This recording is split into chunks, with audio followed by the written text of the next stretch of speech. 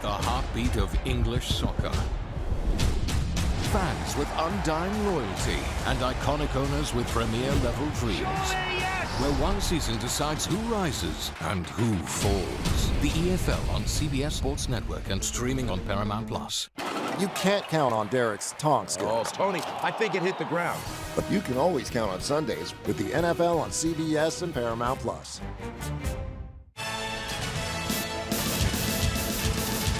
Welcome in to college football pregame here on CBS Sports HQ. I'm Emily Proud. You know the cast of characters we have here. We've got Damian Harris. We have Danny Cannell, and look who is joining the set today from the Cover 3 podcast. It's Chip Patterson. You know? The energy provider. Let's the go. energy provider. And also, well, we're in blue up here. Yeah, So I'm in blue, okay? Except for me. Well, I mean, but you're repping your Vols. We will never fault you for that. I would say this is more yellow, but I worry sometimes when we're on the road. We have so much energy. We have to come in studio. Can we recreate that energy? That's why we invite Chip Patterson. I have no concern whatsoever. Battery in, y'all's back, ready to go. I know there was a lot of very good football. We'll get to it in a little bit that was on last night. So here we go. Your cup of coffee, your shot of espresso. Let's do it. We're looking ahead to a full action of college football today. Your only plan should be to watch college football and to watch us, of course. So let's talk about some of those big games happening today, Saturday, Week 5 college football action, starting with some breaking news here. For the first time this season, we can officially talk about Penn State. The Nittany Lions are playing somebody with a pulse, and this will have everyone's heart rate high. It's a Big Ten championship rematch. Penn State, Oregon, whiteout.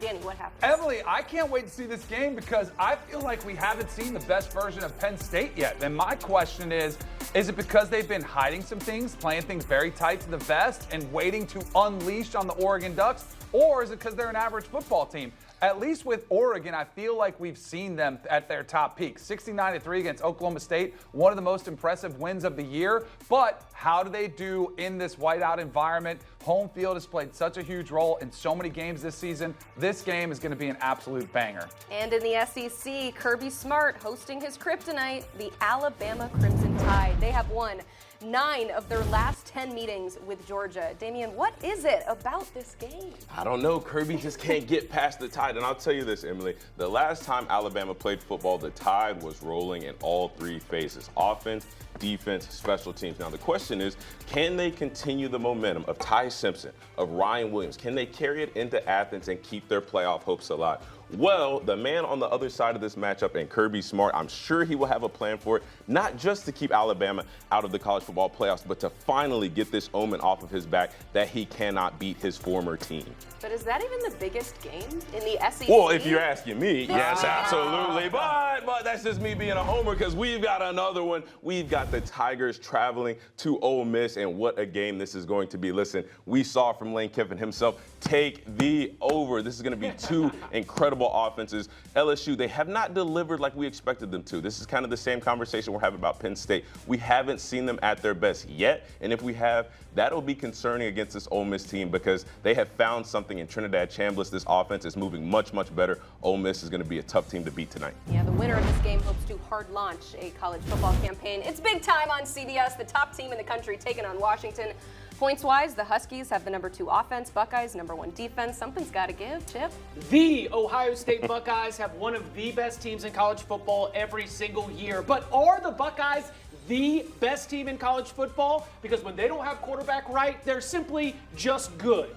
And this is when we get to see Julian Sayin on the road in a hostile environment against a defense that's got some 6'4" corners that are going to try to put their hands on Jeremiah Smith and Carnell Tate. How does the young starting quarterback for Ohio State handle that? And is the best quarterback in this game wearing purple and gold? What will DeMond Williams do? All of that is going to be on our TV screen on America's Most Watched Network, the Network of Stars. We're going to talk about those quarterbacks in a bit, but how about another ranked-on-ranked matchup in the Big Ten? USC trending up. Illinois, I think it's safe to say, after a 53-point loss, trending down. But, Chip, what do we see when they meet at noon today? Yeah, this is going to be, can you get up off the mat? Because you didn't just get beat. You got shellacked. You got put 6 feet into the ground. And I think that for Brett Bielema, he's got to make sure this team's confidence is high because Illinois is banged up defensively, and they've got the best passing attack in the whole country coming to town. Additionally, Emily, we've got some narratives about how USC plays outside of the Pacific time zone. So body clock, check that on your bingo card. Yeah, Lincoln Riley already excited about that kick time. The team that put the Fighting Illini in a bad place is coming for the Hawkeyes next. Indiana at Iowa. DK, one quarterback is a Heisman favorite, and the other was your personal favorite. I tell you, Mark Gronowski's been a little bit disappointing so far, and he's going to need his best effort in order to keep up and keep pace with this Indiana offense. You mentioned Mendoza, who has been playing lights out, 14 touchdowns, leads the country in passing. Can they continue this? Kirk Cignetti said this is going to be a bigger challenge than they faced last week. I think he's right, but this will be a really good challenge for him. Chip, we're also glad you're here. You're going to help us watch some sports today. It's not just college football. Emily, I think this is one of the best sports days and sports weekends that we will get in the entire 2025 calendar year. Because, yes, I've got my stars and stripes, my red, white, and blue. We need a comeback, okay? In 1776, we needed a comeback, and now we're going to need a comeback against the Europeans as well. Of course, then it unfolds into this incredible day of football where every single window has just nothing but can't miss games. So yeah, you've got to just sit in, get comfortable, have CBS Sports HQ. You've got your main screens, you've got your side screens, and you're just ready to take in an all-time day of sports. Don't forget, Cover 3, 11 p.m. tonight. Thank you. There we go. That's part of the day. Wait. Can I get an appearance on there since I brought that up? Like, it doesn't have to be tonight. I just want No. I just want to appearance. I would like to. Now you're on the hook. Because the day starts at 9 a.m. and it's not going to be done until about 1:30 by the time we're wrapping this thing up, and especially to jump in on the Cover 3 podcast right after those two night games are done, Alabama, Georgia, and Penn State, Oregon. I mean, sometimes I do need a little afternoon coffee, but I don't know. Maybe I'm just going to be so fired up from the fireworks, I'll be ready to go. We don't need anything today, and I don't think there's a wrong place to start, but we're going to start in Happy Valley because we've got Oregon visiting Penn State, and you know what that means? James Franklin in a big game, which means we have to talk about it. 2-22 against top 6 opponents. 2-20, excuse me. What does that stat, though, actually tell you, Danny? Because it's hard to beat a top 6 team, right? We got to give them the benefit of the doubt. It is, but that's where coaching makes the difference when you're playing against teams with equal or better talent. And that's where you've seen James Franklin and this Penn State squad struggle, is when their coaching comes into play and those little decisions become amplified and they become that much bigger. Because you're right, Emily, losing to Ohio State or Michigan and some of the top teams in the country, it shouldn't, for most programs, it's not embarrassing. It's not something that you would look at and say, man, we're a bad football team. And it just feels like Penn State needs to break through that barrier. The first one oftentimes is the hardest. I think it becomes mental. And tonight is an opportunity for them to start changing that narrative, and more specifically for James Franklin. Because if you don't, that narrative continues to grow and get even worse. I think that's all this is. This is a mental block. It's not a talent. It's not a resource problem. James Franklin, when it comes to the biggest games, it's always we're questioning his decision making. We're questioning, was this the right call? I said something earlier in the year where I talked about when a team is under pressure, a quarterback sometimes he plays at a level of where his coaches coach, right? He takes on the personality and the persona of his coach. So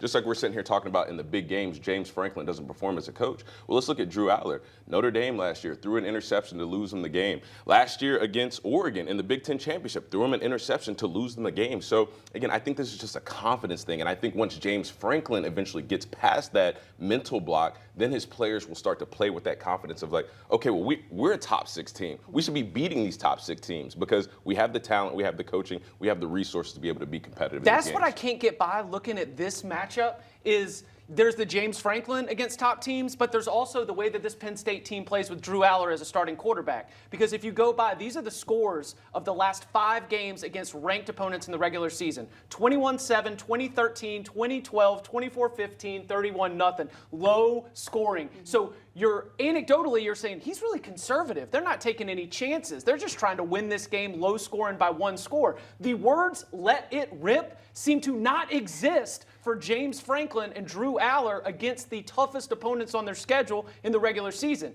And on the other sideline, I think "Let It Rip" is just like a theme song, just the way that Oregon handles business. So can we see Penn State coming out of the off week play with some confidence and some fire, because last season the most impressive moment was a pick six. You know, like that's what set Happy Valley on fire against Ohio State, and then they just were so tight the rest of the way that Ohio State was able to come back and steal that win. On the biggest stages, Drew Aller has disappeared, and that is a problem. And for 2 years now, all I've heard about is their wide receivers. Oh, they don't have any wide receivers for 2 years.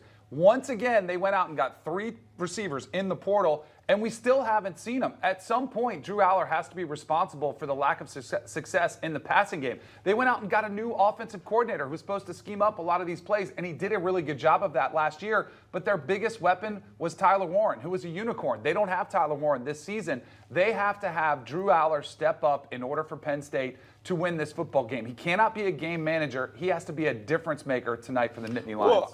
Well, Danny, I want to disagree with you for a second. I want to disagree with you.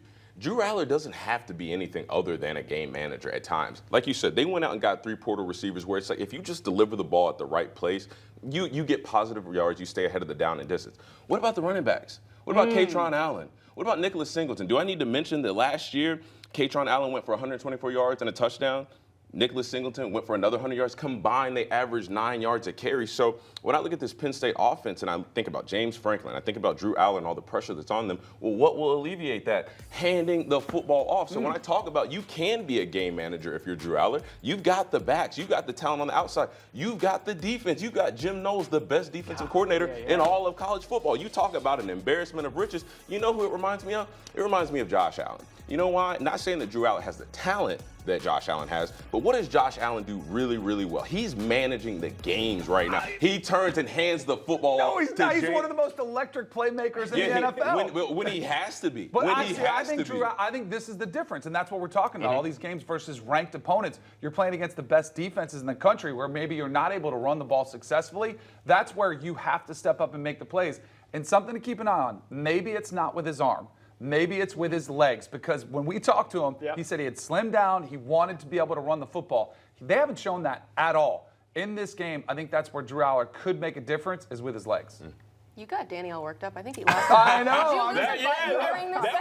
Hold on. Let's note this. That was the first time all season long we've got Danny Cannell worked up just a little. Let's go. Hey, we even made him unbutton a button from his shirt. He's warming up. But listen, Danny, I do think you make a lot of good points. I just think when I look at, obviously, again, comparing Drew Aller to Josh Allen has done a really good job of realizing he doesn't have to make the superhero play. He doesn't have to be the best quarterback in the National Football League when it comes to, eye metric or eye optics, the numbers. He can just turn and hand the ball off to James Cook, let James Cook do the dirty work, and then, okay, let's play action right here. Let's boot to the right and then find an open receiver and then let them make plays. That's what a game manager does. He doesn't have to be the Josh Allen that's throwing 45 touchdowns a year. Just turn, hand the ball off, like you said, use your legs, but they need to find a way to get them comfortable and confident. I mean, we can sit here and X and O it all we want, but we know this is James Franklin, Drew Aller. This is a confidence thing. Do you know what the best players are? They're coachable. So our coach, Noah, our producer, said unbutton the button. So I'm coachable. That's why it's unbuttoned. I don't know what's going on with this shirt. Pull it down. It might have changed during break. I love it. Hey, it's fine. We only have like 3 hours left of this show, so we'll figure it out eventually. But I do want to talk about what this game means in terms of the projected college football playoff bracket. Per our friends at Sportsline, this is the projected national championship game that we're getting here in Week 5. Mackenzie, is this a preview to that game? Does anything that happens tonight, will that affect what we see at the end of the season as far as your projection? Well, listen, I don't think anyone who's losing this game is finding themselves out of playoff contention by any means. But what I will say is whoever does win this game gets themselves to as close as a lock to make the playoff as you get. We have the winner going up to a 90% chance to make the playoff. I've said it since the beginning of the season. Between these two teams at Ohio State, the goal is to go 10-2. 10-2 gets you at least that third at-large bid coming from the Big Ten. So yes, you can go on to the Big Ten championship, but the closer you can get to being 10-2, this is such a crucial part of getting there. That's what gives you so much insurance going into the rest of the season. So for whoever the winner is, they could definitely take a deep breath knowing they're absolutely going to make the college football playoff here, Em. That probably feels good for those teams, but just playing devil's advocate here, does that mean that this game is meaningless today? Oh, that's the issue with the 12-team playoff here. I mean, listen, mentally, morally, for James Franklin, you've got to see one of these meaningful. One of the big games go through the hoop here, for sure. Yes, a win today would go a long way in his legacy. Mackenzie Brooks will be checking in with you throughout the show. But I got to ask the question to the group here. Is the Big Ten champion playing in this game today, Chip? No, I think the Big Ten champion is going to be playing on CBS out in Seattle in Husky Stadium. 2 reasons here. Number one, Ohio State, I think, has a schedule that is much less intimidating now than maybe we thought coming into the season. That road trip to Illinois doesn't really move me in the same way that it might have at the beginning of the season. They are going to have to play Penn State, and they do have to play Michigan at the end of the season, which is always going to have its own pressure cooker. I mean, James Franklin against ranked opponents. How about Ryan Day against Michigan? But they have a defense that really, really impresses me. And the way that they've grown up, they've got a young defensive line that's been able to step up with their number called. Their back 7 absolutely flies. We all know about Caleb Downs, but Sonny Styles is having a real breakout season 2.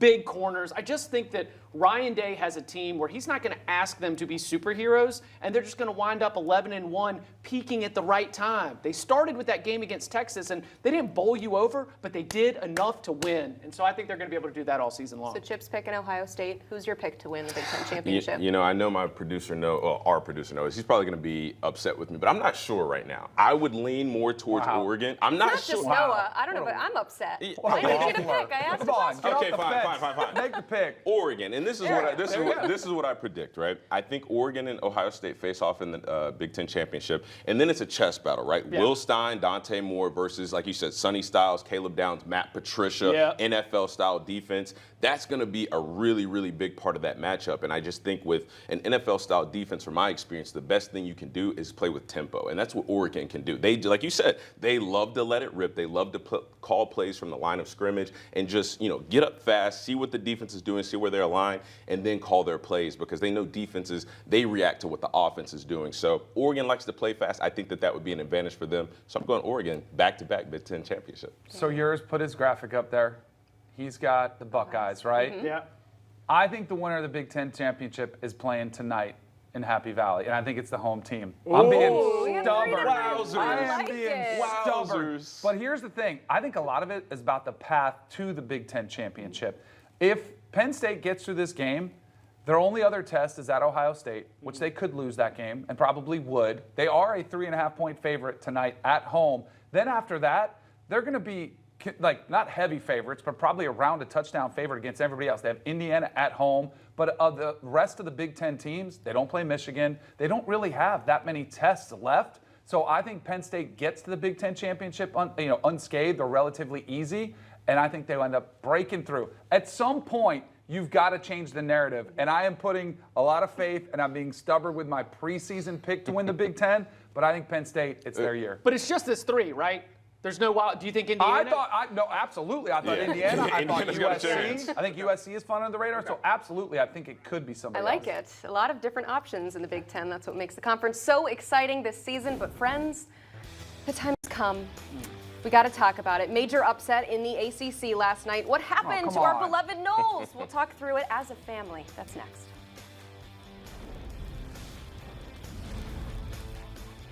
What is wrong with this? You can't count on accurate expiration dates. That is a rookie mistake. Or the kindness of strangers.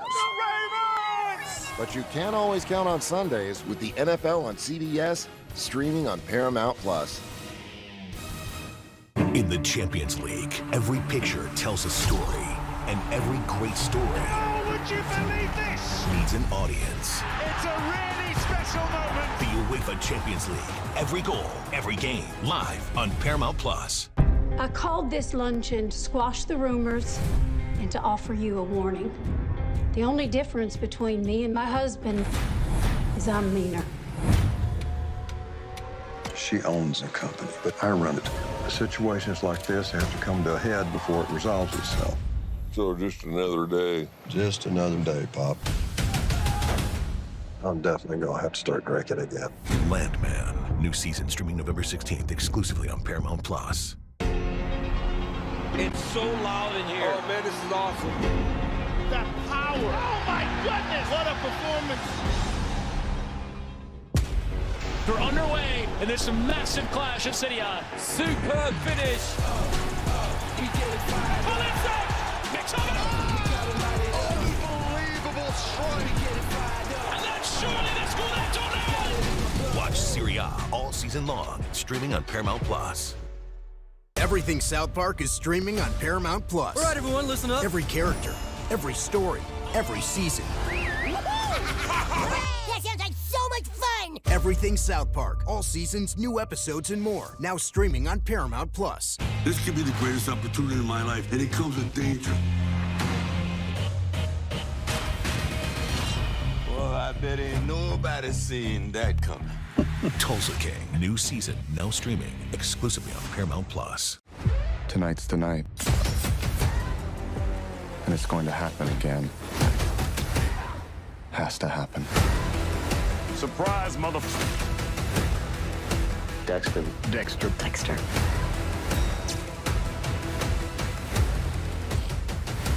What do you think? Tonight's the night. Stream every Dexter episode ever, exclusively on Paramount Plus. This And the ball is in the net! is the heartbeat of English soccer. Fans with undying loyalty and iconic owners with premier-level dreams. Where one season decides who rises and who falls. The EFL on CBS Sports Network and streaming on Paramount Plus. You can't count on Derek's tongue skills. Oh, Tony, I think it hit the ground. But you can always count on Sundays with the NFL on CBS and Paramount Plus.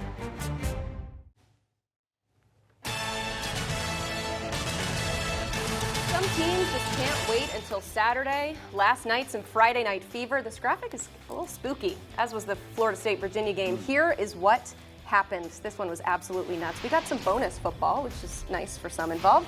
Virginia looking for its first home win against an AP top 10 team since '05 when they beat Florida State. Let's go to the third quarter here. Chandler Morris.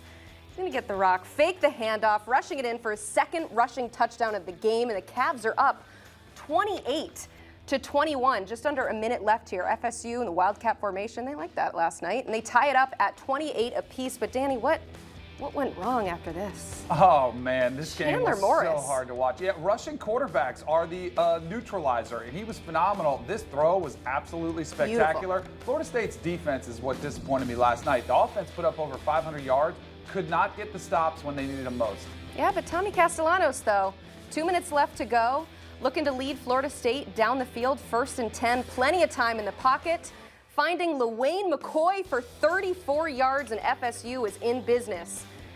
A chance here to tie it up, rolling out, finding, who's he got? He's got a lot of options here, but how about Pittman there for the touchdown, and is that a catch? Yeah, that's a catch all day long. Yeah, and we are all tied up at 35 apiece. Second overtime, though. UVA gets the ball first.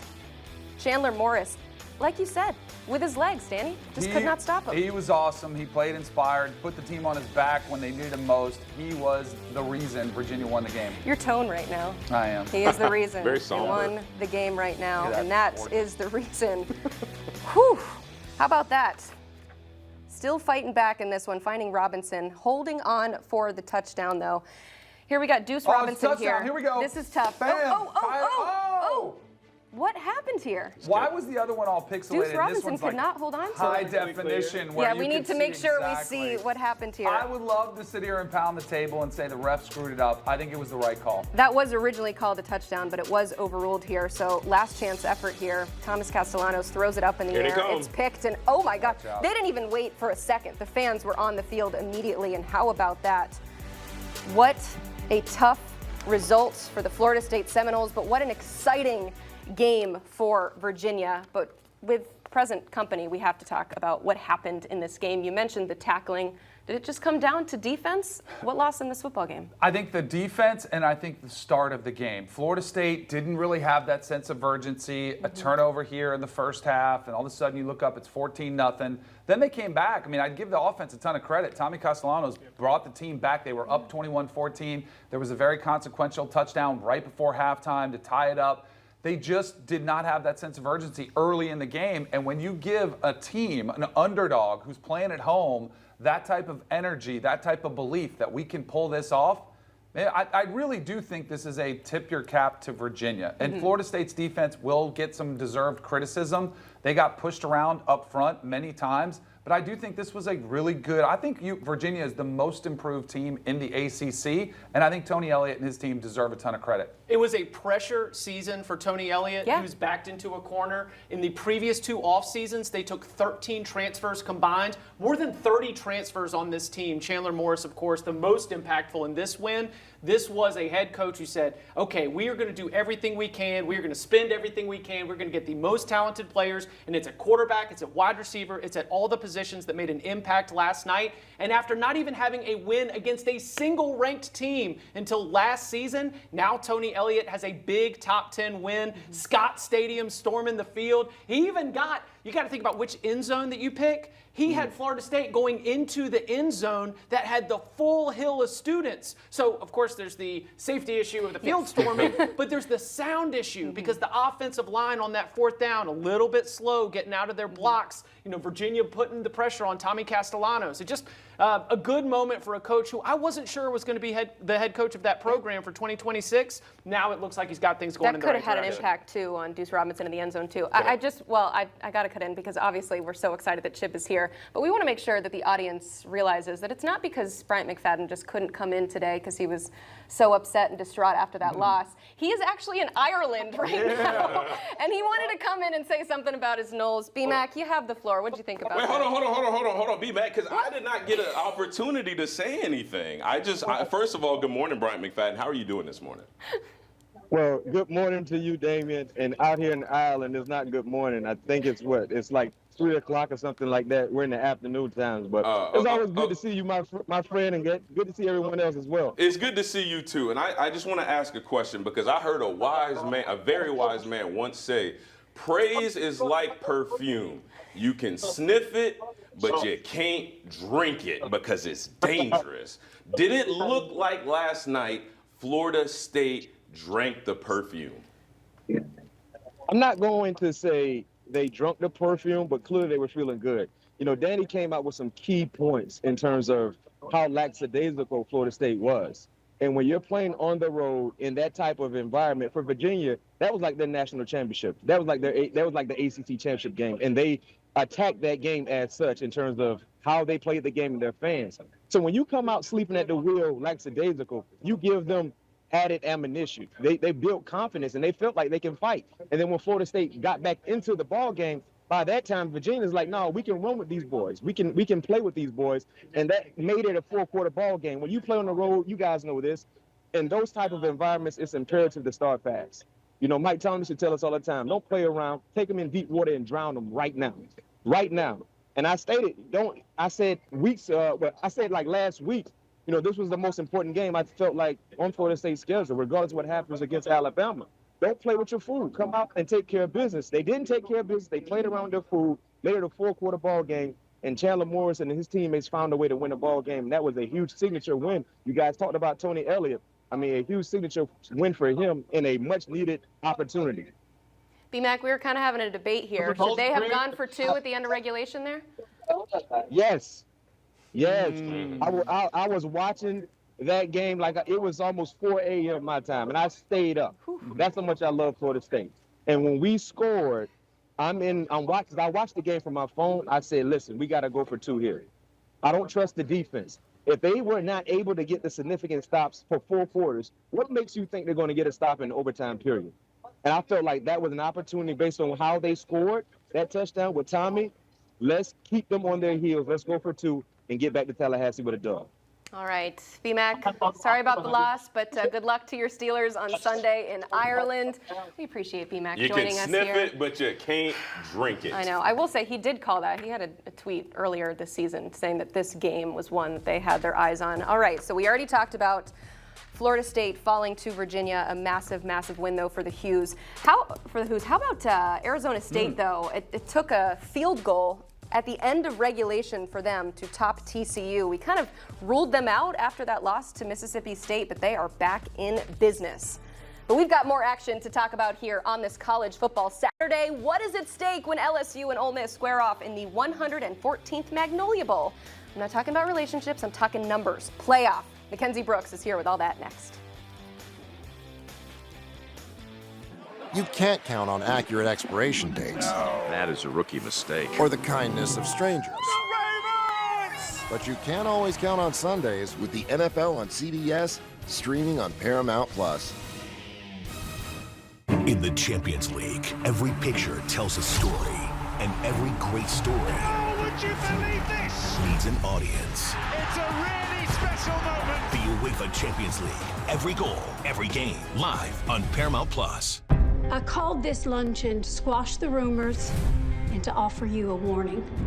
The only difference between me and my husband is I'm meaner. She owns the company, but I run it. Situations like this have to come to a head before it resolves itself. So just another day. Just another day, Pop. I'm definitely gonna have to start drinking again. Landman, new season streaming November 16th exclusively on Paramount Plus. It's so loud in here. Oh man, this is awesome. The power. Oh my goodness. What a performance. They're underway in this massive clash of City On. Superb finish.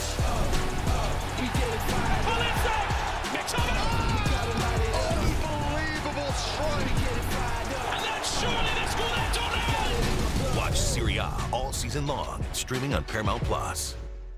Everything South Park is streaming on Paramount Plus. All right, everyone, listen up. Every character, every story, every season.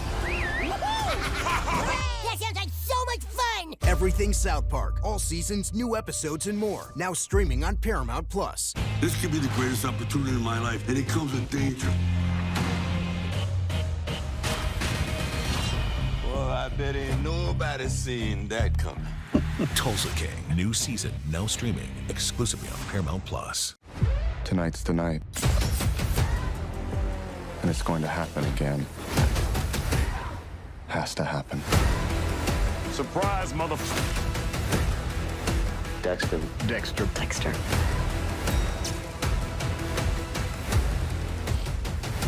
What do you think? Tonight's the night. Stream every Dexter episode ever, exclusively on Paramount Plus. This And the ball is in the net. is the heartbeat of English soccer. Fans with undying loyalty and iconic owners with premier-level dreams. Where one season decides who rises and who falls. The EFL on CBS Sports Network and streaming on Paramount Plus. You can't count on Derek's taunt skills. Oh, Tony, I think it hit the ground. But you can always count on Sundays with the NFL on CBS and Paramount Plus. Welcome back into college football pregame here on CBS Sports HQ. It's never too early to look at the college football playoff chances because we have some massive swing games in the sport. This is the chance that these teams will be fighting for the title at the end of the season. But I want to know what happens if they win or if they lose, because we have a massive swing game for LSU, Ole Miss. A win for Ole Miss gives them a 86% chance to make it to the college football playoff. A loss, 43%. Similar swing there for LSU, 31% difference between a win and a loss. It's easy for me to just read those numbers, but I want to know the story behind those numbers, so we bring in Mackenzie Brooks for that. Why is this game so meaningful? The most meaningful today. This is the most meaningful impact playoff swing we've seen all season. And Wow. it comes for Ole Miss and Lane Kiffin. And it's funny because, yes, you know, there's something great about having one of the easier SEC schedules. They have Georgia, they have LSU, they have Oklahoma. That might not even look that impressive without a John Mateer here. So the issue with having one of the easier schedules is you are expected to win those games. You have no wiggle room. This team has to go 10-2 to be able to make the college football playoff because of their strength of schedule and lack thereof. This is basically a must-win game here. If you lose this game, that means you have to win the Georgia game or the Oklahoma game, or just any of those games left on your schedule becomes a lot more difficult. So to have one of those big marquee matchups under your belt now will be super, super crucial for this team. Again, they go under a coin flip if they lose today to LSU. Perception-wise, Damian, why is this just such a massive game in terms of what both of these teams want to accomplish with their current head coaches. Are we talking about outside of Whit Weeks dating Lane Kiffin's daughter? Let's break it down.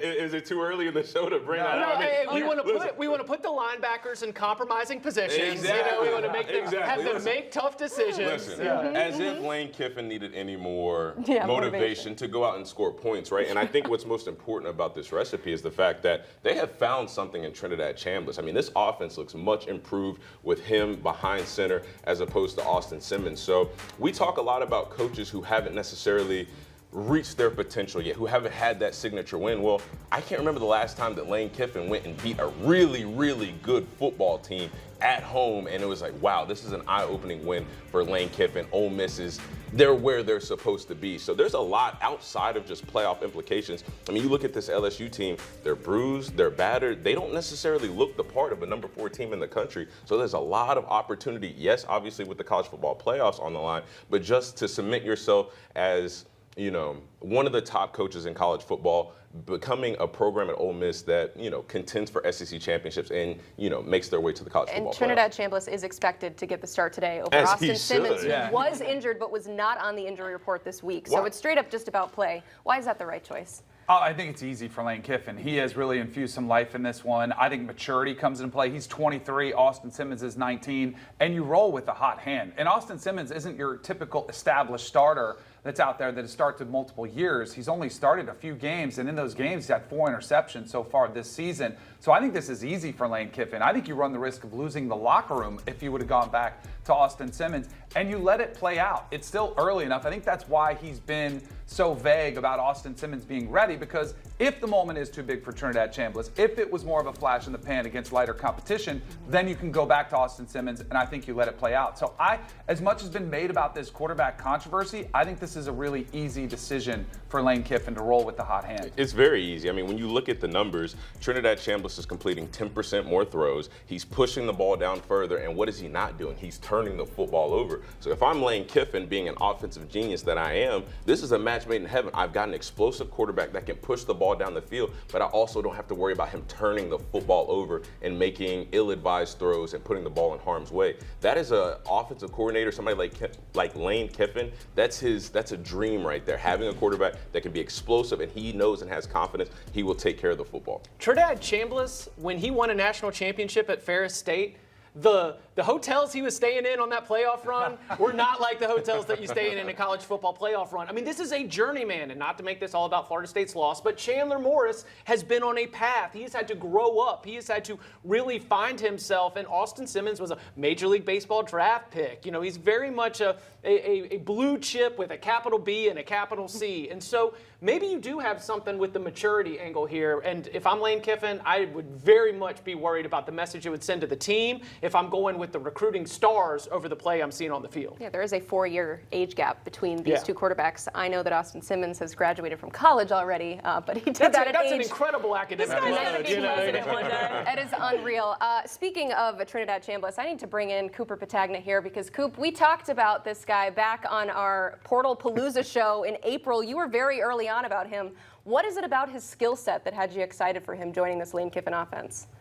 I think the dual threat ability, and a guy that's played a lot of football at Ferris State, you got to give a shout out to Ferris State and the program that they've done a really good job at. But I would say the fact that this guy brings an experience and a moxie to the table that Ole Miss hasn't had at the quarterback position. You got to go back to last year with Jackson Dart, right? You think about what they did against Tulane last week, 15 design quarterback runs. You also 5+ plays of 20+ yards in the passing game as well. So for an LSU defense that really struggled with Marcel Reed last year in the run game against Texas A&M, granted, they have a lot of new pieces. I think Trinidad Chambliss gives this Ole Miss offense a little bit of a different feel than a guy like Austin Simmons, who is a traditional pocket passer, would give him. But super dynamic and a guy that's played a lot of football ultimately at the end of the day. Yeah, and Coop, as a scout and somebody who watches tape on these guys, how do you maybe weigh the talent that they're playing against at a Ferris State versus what you would be entering into the SEC? How do you make sure that a guy like Trinidad Chambliss is ready for this moment? Well, Danny said it. He's 23 years old, right? And I think schematic fit, ultimately, at the end of the day, it means a lot. So when you have a quarterback coach in a friendly offense like Lane Kiffin, that helps a lot. A guy who knows how to put his quarterbacks in the best position to succeed, not to mention a very friendly offense with a very dynamic receiving core as well between Trey Wallace, Deuce Alexander, some of the guys that they have at tight end, Daquan Wright. This is going to be an offense that's going to lean on his legs. But I think when you watch Trinidad Chambliss, a guy that you could compare to a Thomas Castellanos or a Vernon Adams for, if you go back a couple years ago, he's really balanced, and he can beat you from the pocket as well. I mean, this guy is a really, really talented passer. But I think having a vision for the player is what matters. And when Ole Miss and Lane Kiffin went out and got this guy, I don't know what their vision was outside of maybe just adding some experience behind Austin Simmons. I think they were really glad that they went out and obviously got Chambliss, who could potentially elevate them into a college football playoff run. All right, Cooper Patagna, thank you so much for that great perspective. Can I ask Mackenzie a question about this? Because I saw those numbers and they really jumped out to me, the 86% with a win. At what point, because we've heard strength of schedule, Right.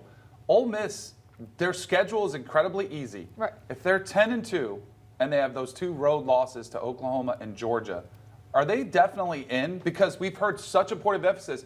Look at all the other teams in the SEC you would be comparing to. Like Oklahoma played Michigan, Alabama played Florida State, LSU played Clemson. Ole Miss is one of the teams in the SEC who doesn't have that non-conference rivalry game that Georgia does. And their non-conference, the 4 non-cons, are pretty much a joke. Are they a lock at 10-2? I think they are. And again, this is a situation where you just have to know what the committee is going to do. You know they're putting in at least 4 SEC teams, right? I don't think we have to necessarily argue. I think they will, because even look at last night. What happened with the Big 12 and what happened with the ACC just opened up the door for the SEC and the Big 10. The level of play you see from the ACC is directly correlated to how many teams are going to get. I saw pretty good football teams on display last night. You see TCU lose to Arizona State, who lost to Mississippi State, who's going to be the worst team in the SEC. I mean, you saw Alabama lose to a 2-10 team last year. And I'm not saying do they get penalized for that? Unfortunately, probably not. This isn't me saying it's just or not. I'm just saying the Big 12 is looking like a one-bid team now, or excuse me, a one-bid conference. And that's because if you maybe had a Texas Tech who was undefeated and a TCU undefeated and they go into the Big 12 championship, that was probably the only situation you're going to get 2 bids from that conference. Where does that bid go now? Probably the Big 10 or the SEC. Same with the ACC. It's looking like a situation, if Miami runs the table, that becomes a 13-0 team. That's the worst case scenario for the ACC because it makes it so easy for the committee to just say, we only need one of you here. So between the Big 10, between the SEC, I really do think you're going to see 9 teams. It's just a matter of what it's going to be, which version of that. Not a lot to do with Ole Miss and their power ranking here. I mean, we literally have Missouri and Texas A&M in that playoff too, not because they're the best team in America, but because they have a favorable SEC schedule relative. Yeah, and one of those teams that maybe at one point was projected to make the college football playoff, Oklahoma, now has to try and make that that approach without their starting quarterback in John Mateer. But looking at this from a Heisman race standpoint, how does his absence with the injury, having surgery on his hand this week, how does that impact the Heisman race now? It's tough blow. This is a really interesting year because you feel like you still see the field so much in play here. Like, I feel like this point last year we're talking about 6 guys. When we run our numbers every week, there's like 15 different guys we're looking at with legitimate chances. And every week there's a new guy that we hadn't even accounted for the week before that just rises from the abyss. I mean, even Joey Aguilar, 14-1, is on this list right now after a good loss to Georgia. So the door is completely wide open, in my opinion, right now. It used to be someone's got to hit that 40-plus passing and rushing stat threshold. Doesn't seem like anybody's going to do that this year. It seems like a lot of quarterbacks who are going to just negate each other, maybe be a 2 or 3 loss team. I think there's a few guys you look at this week specifically that you want to buy in on. I hate to say it, Ty Simpson being one of them hurts me as a Georgia Bulldog girl. But this is a really big chance for him to not only knock off a head-to-head competition here, but put up awesome numbers. And I also say this because you saw Joey Aguilar, who lost. His numbers got so much shorter even after that game. So a big stage for Ty Simpson.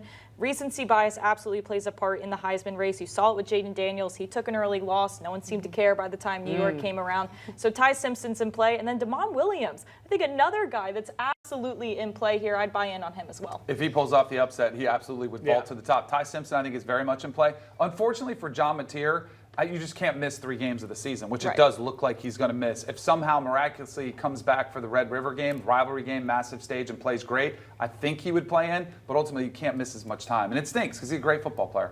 I want to throw out a dark horse candidate for the Heisman. How about Dr. Stephen Shin? Yeah! He has been an absolute legend this week. In case you're not on the internet, yeah, there he is. He is the one that performed the hand surgery on John Mateer, and Sooners fans are just absolutely loving Dr. Shin. I'm pretty sure the Attorney General of the state of Oklahoma signed a condemnation for Dr. Shin for, quote, single-handedly saving John Mateer's season. He's running out of the locker room with them. I did hear, though, that surgery did go well. Our latest reporting from Matt Zenitz is that there is an outside chance he could be back for Red River. We've got more college football pregame on the other side. Yeah, we're talking about LSU. That's coming up next.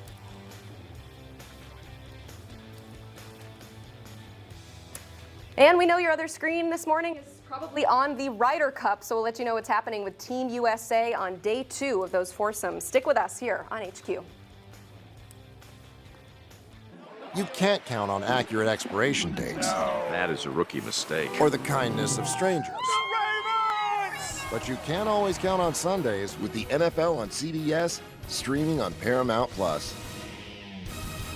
In the Champions League, every picture tells a story, and every great story Would you believe this? needs an audience. It's a really special moment. The UEFA Champions League, every goal, every game, live on Paramount Plus.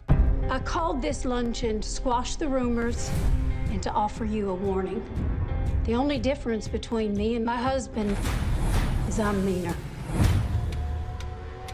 She owns the company, but I run it. Situations like this have to come to a head before it resolves itself. So just another day. Just another day, Pop. I'm definitely gonna have to start drinking again. Landman, new season streaming November 16th exclusively on Paramount Plus. It's so loud in here. Oh man, this is awesome. The power. Oh my goodness, what a performance. They're underway, and there's some massive clash of City on. Superb finish. Mix of it. Unbelievable strike. And then surely they score that tornado. Watch Serie A all season long, streaming on Paramount Plus. Everything South Park is streaming on Paramount Plus. All right, everyone, listen up. Every character, every story, every season. That sounds like so much fun. Everything South Park, all seasons, new episodes, and more. Now streaming on Paramount Plus. This could be the greatest opportunity in my life, and it comes with danger. Well, I bet ain't nobody seen that coming. Tulsa King, new season, now streaming exclusively on Paramount Plus. Tonight's the night. And it's going to happen again. Has to happen. Surprise, motherfucker. Dexter.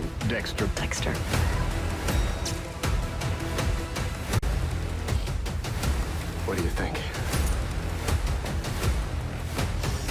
Tonight's the night. Stream every Dexter episode ever, exclusively on Paramount Plus.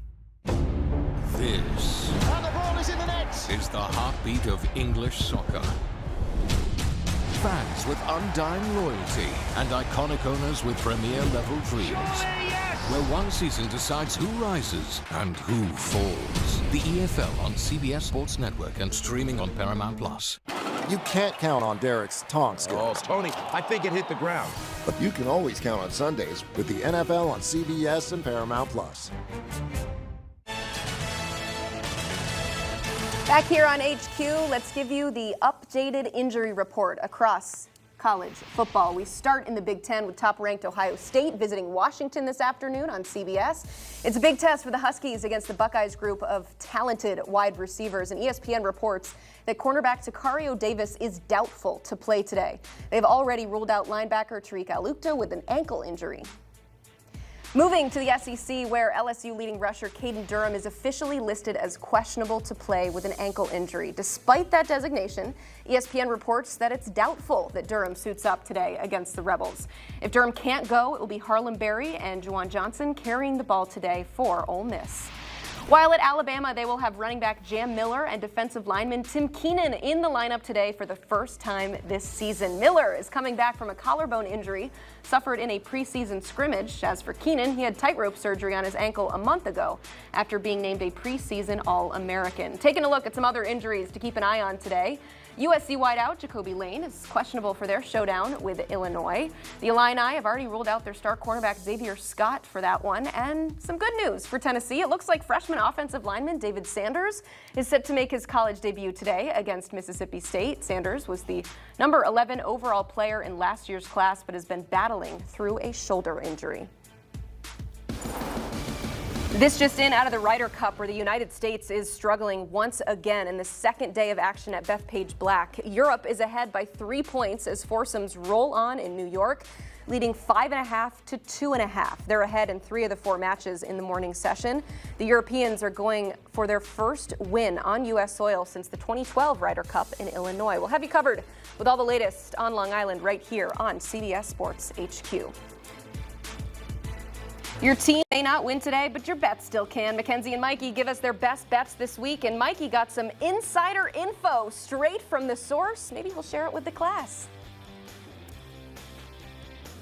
You can't count on accurate expiration dates. That is a rookie mistake. Or the kindness of strangers. But you can always count on Sundays with the NFL on CBS, streaming on Paramount Plus. In the Champions League, every picture tells a story, and every great story would you believe this? needs an audience. It's a really special moment. The UEFA Champions League, every goal, every game, live on Paramount Plus. I called this luncheon to squash the rumors and to offer you a warning. The only difference between me and my husband is I'm meaner. She owns the company, but I run it. Situations like this have to come to a head before it resolves itself. So just another day. Just another day, Pop. I'm definitely gonna have to start drinking again. Landman, new season streaming November 16th exclusively on Paramount Plus. It's so loud in here. Oh man, this is awesome. The power. Oh my goodness. What a performance. They're underway, and there's some massive clash at City Eye. Superb finish.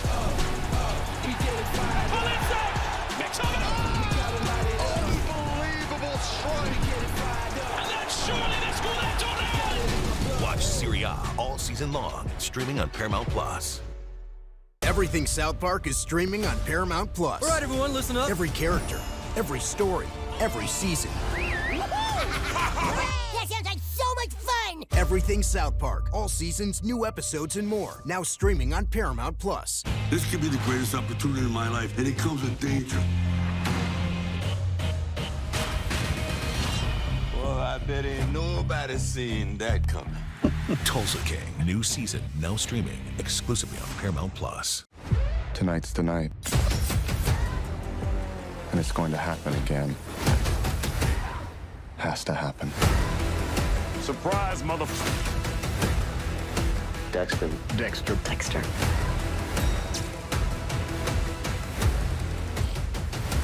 What do you think? Tonight's the night. Stream every Dexter episode ever, exclusively on Paramount Plus. This And the ball is in the net. is the heartbeat of English soccer. Fans with undying loyalty and iconic owners with premier-level dreams. Where one season decides who rises and who falls. The EFL on CBS Sports Network and streaming on Paramount Plus. You can't count on Derek's tongue skills. Oh, Tony, I think it hit the ground. But you can always count on Sundays with the NFL on CBS and Paramount Plus.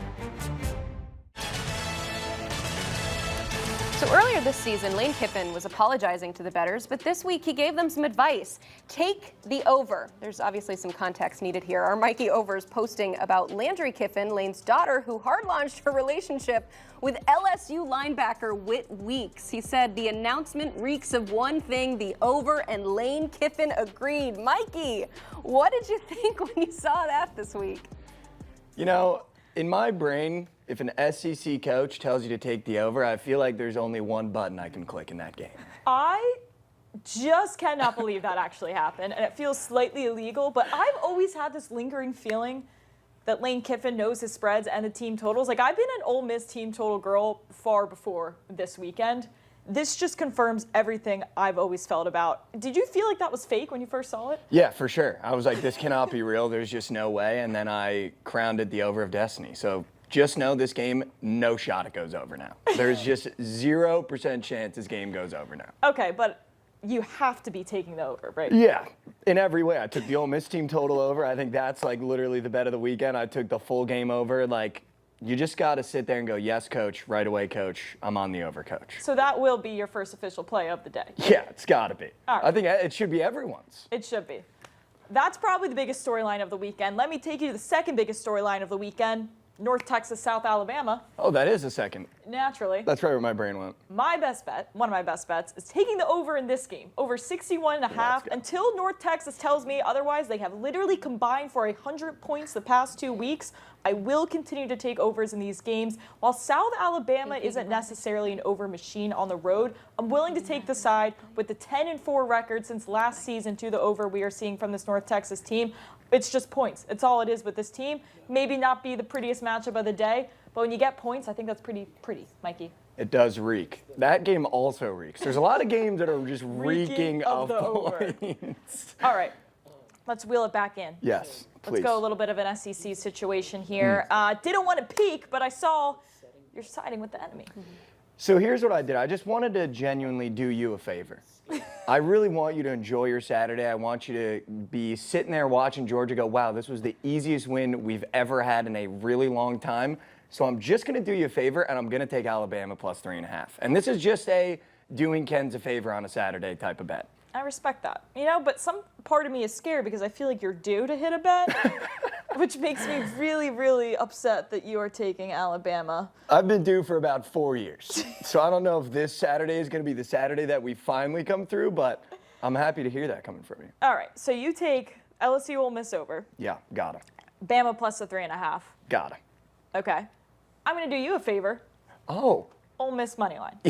Yes. If we're not buying in on the Lane Kiffin story now, then I don't know what we're doing. And this has a lot less to do with Ole Miss and everything to do with LSU and how bad this offense is.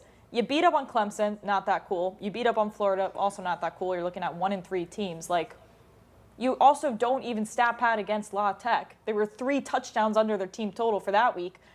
I'm not impressed. And they're also not very good on the road. So I like Ole Miss. I like them, even regardless of the quarterback situation. I'm just here to fade this LSU offense, quite frankly. Yeah, I mean, I'm texting our coworker Graham at 2 a.m. being like, yo, I need an Ole Miss polo tomorrow, please. So, I mean, I couldn't be more in. There's no way Whit Weeks is dialed in. You can't tell me that kid's dialed in. You also can't tell me that this entire offense is just going to put him to bed. It's going to be bad. Emily, what are our thoughts here with Ole Miss? I think that's like Kiffin's version of like the dad with the shotgun. The front door. Just I'm gonna pile on the points, just to help out my daughter there. But yeah, definitely some interesting storylines in that game. We're just hanging out here on college football pregame, but we do actually have more football that we need to talk about. Another chance for some upsets. Also, is the best quarterback conference the Big Ten? That guy's certainly making a case for himself. We got more on the other side. Imagine dinner with. You can't count on accurate expiration dates. That is a rookie mistake. Or the kindness of strangers. But you can always count on Sundays with the NFL on CBS, streaming on Paramount+. In the Champions League, every picture tells a story, and every great story would you believe this? needs an audience. It's a really special moment. The UEFA Champions League, every goal, every game, live on Paramount+. I called this luncheon to squash the rumors and to offer you a warning. The only difference between me and my husband is I'm meaner. She owns the company, but I run it. Situations like this have to come to a head before it resolves itself. So just another day. Just another day, Pop. I'm definitely gonna have to start drinking again. Landman. New season streaming November 16th exclusively on Paramount Plus. It's so loud in here. Oh, man, this is awesome. The power. Oh, my goodness. What a performance. They're underway, and there's some massive clash at City On. Superb finish. Oh, that's it. Picks up. Unbelievable strike. And then surely they score that tornado. Watch Serie A all season long, streaming on Paramount Plus. Everything South Park is streaming on Paramount Plus. All right, everyone, listen up. Every character, every story, every season. That sounds like so much fun! Everything South Park, all seasons, new episodes, and more. Now streaming on Paramount Plus. This could be the greatest opportunity in my life, and it comes with danger. Well, I bet ain't nobody seen that coming. Tulsa King. New season now streaming exclusively on Paramount Plus. Tonight's the night.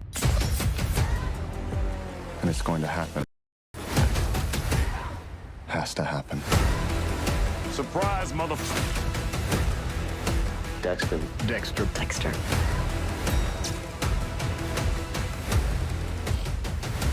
What do you think? Tonight's the night. Stream every Dexter episode ever exclusively on Paramount Plus. This And the ball is in the net. is the heartbeat of English soccer. Fans with undying loyalty and iconic owners with premier-level dreams.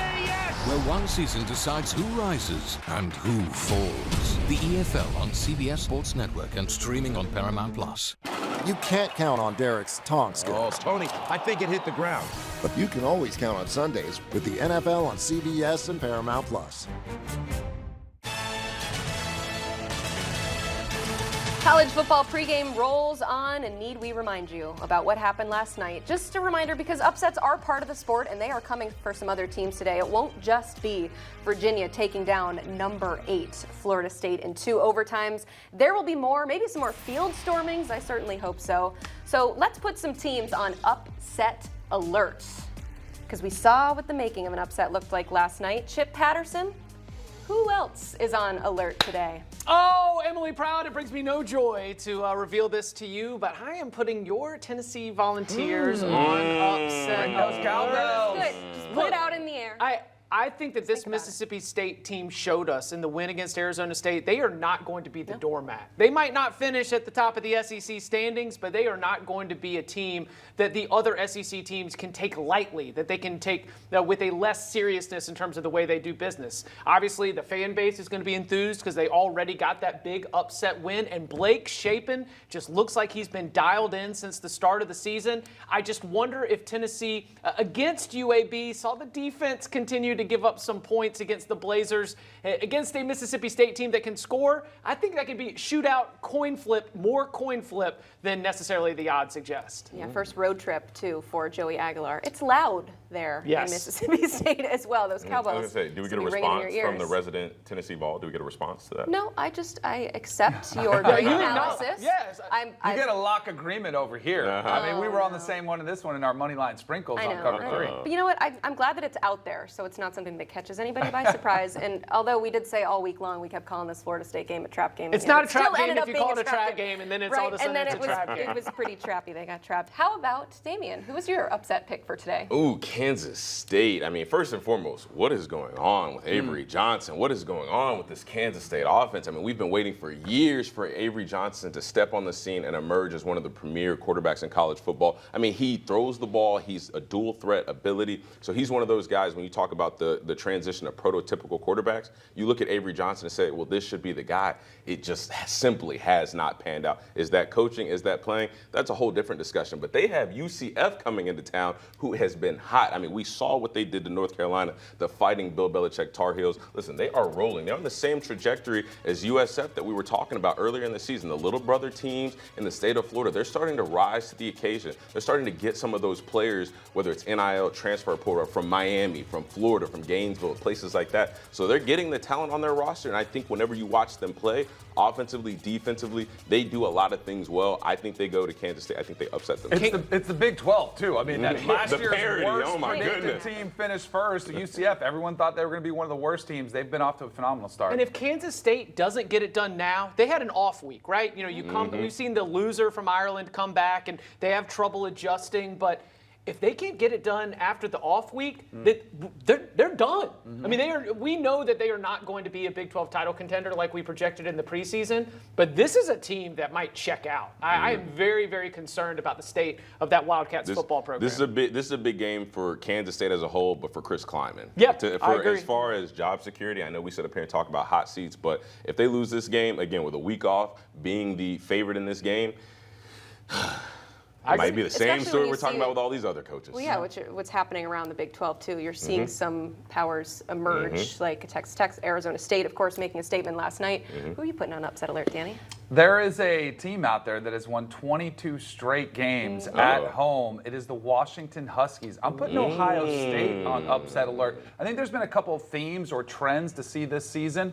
Young quarterbacks struggling on the road in hostile environments. Julian Sain has been really good so far. This will be his first road test. The other trend, we talked about it earlier, mobile quarterbacks. They are the great neutralizer. Damon Williams can get it done with his legs. Matt Patricia is a great defensive coordinator. Remember how confused Arch Manning was? If Damon Williams is confused, he'll just tuck it and run. So I think the Ohio State Buckeyes better be very, very careful this afternoon. Whew.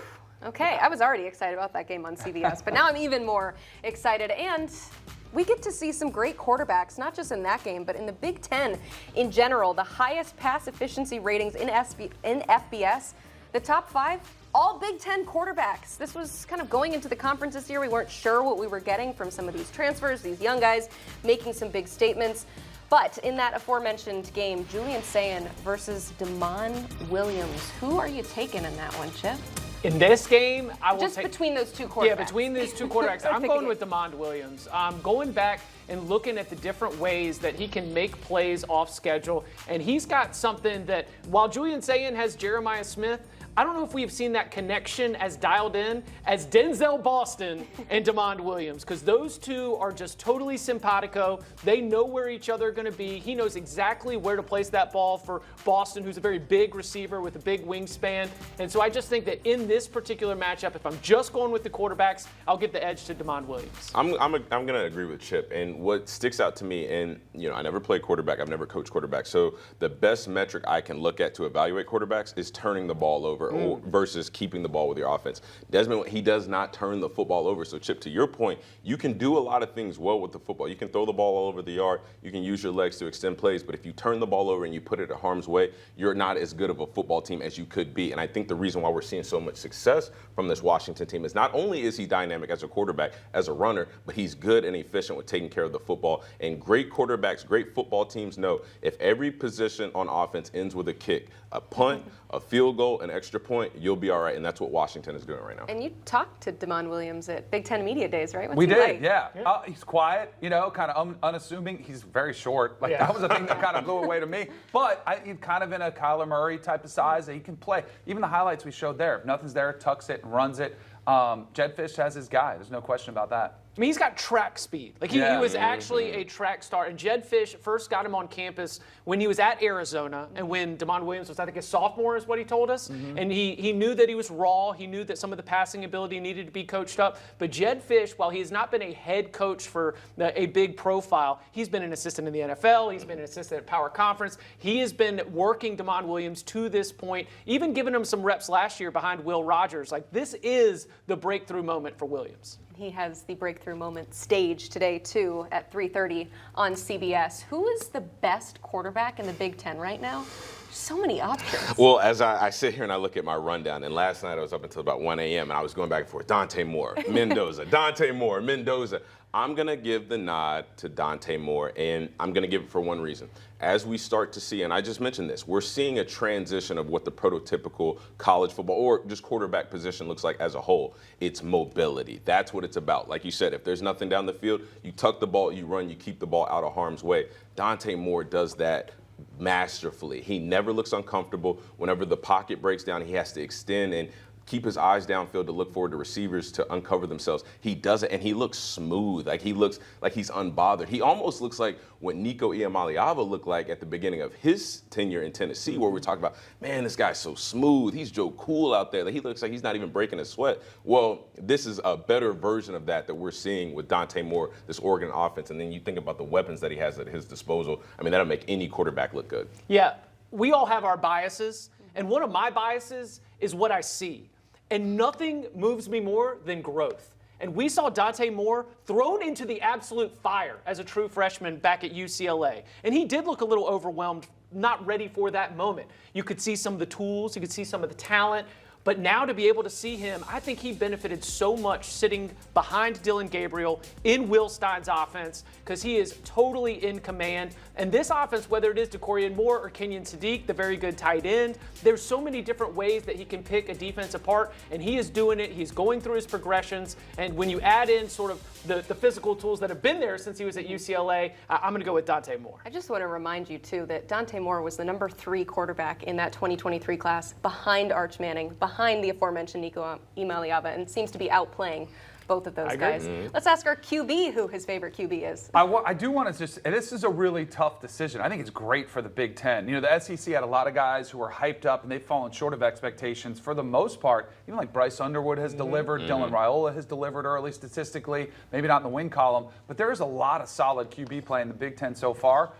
I'm going to go with Fernando Mendoza. I respect that. I absolutely respect that. I thought Indiana was going to get an upgrade from Curtis Rourke to Mendoza. Watched him last year at Cal make a lot of great plays. He was running for his life, showcasing mobility. Got into some situations trying to bring his team from behind. He threw some interceptions. Not this year when they've been playing from ahead. He's got a cannon for an arm. He's got prototypical size. He's got escapability. And what I liked most about him was after the game against Illinois, when they put up all those numbers, was just giving all the credit to everybody else and also staying focused about what is next for Indiana, taking it one step at a time. He really does seem like the total package. Yeah, and our NFL draft analyst, Mike Renner, actually has him as the number 1 overall pick in the NFL draft. And I believe that Mike is here with us to explain that pick. Mike! And Mike, I got to give you your props here. This is your pat on the back, because this is not a reaction from what we saw against Indiana. You were on Mendoza from the beginning in the preseason. What is it about him as a quarterback that makes you think he could be selected number 1 overall in April? There's a few things. I think first, it's what Danny mentioned, the arm. I mean, he has NFL caliber arm talent. You see it on every throw he makes.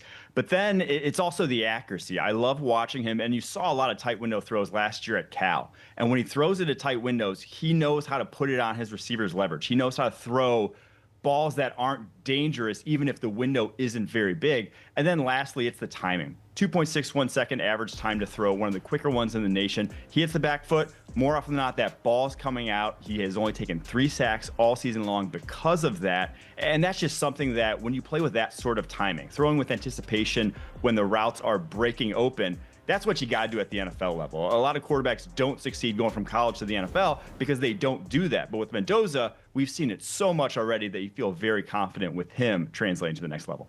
I think a lot of NFL draft teams were looking towards this draft to maybe pick their quarterback. So how many QBs do you anticipate going in this first round?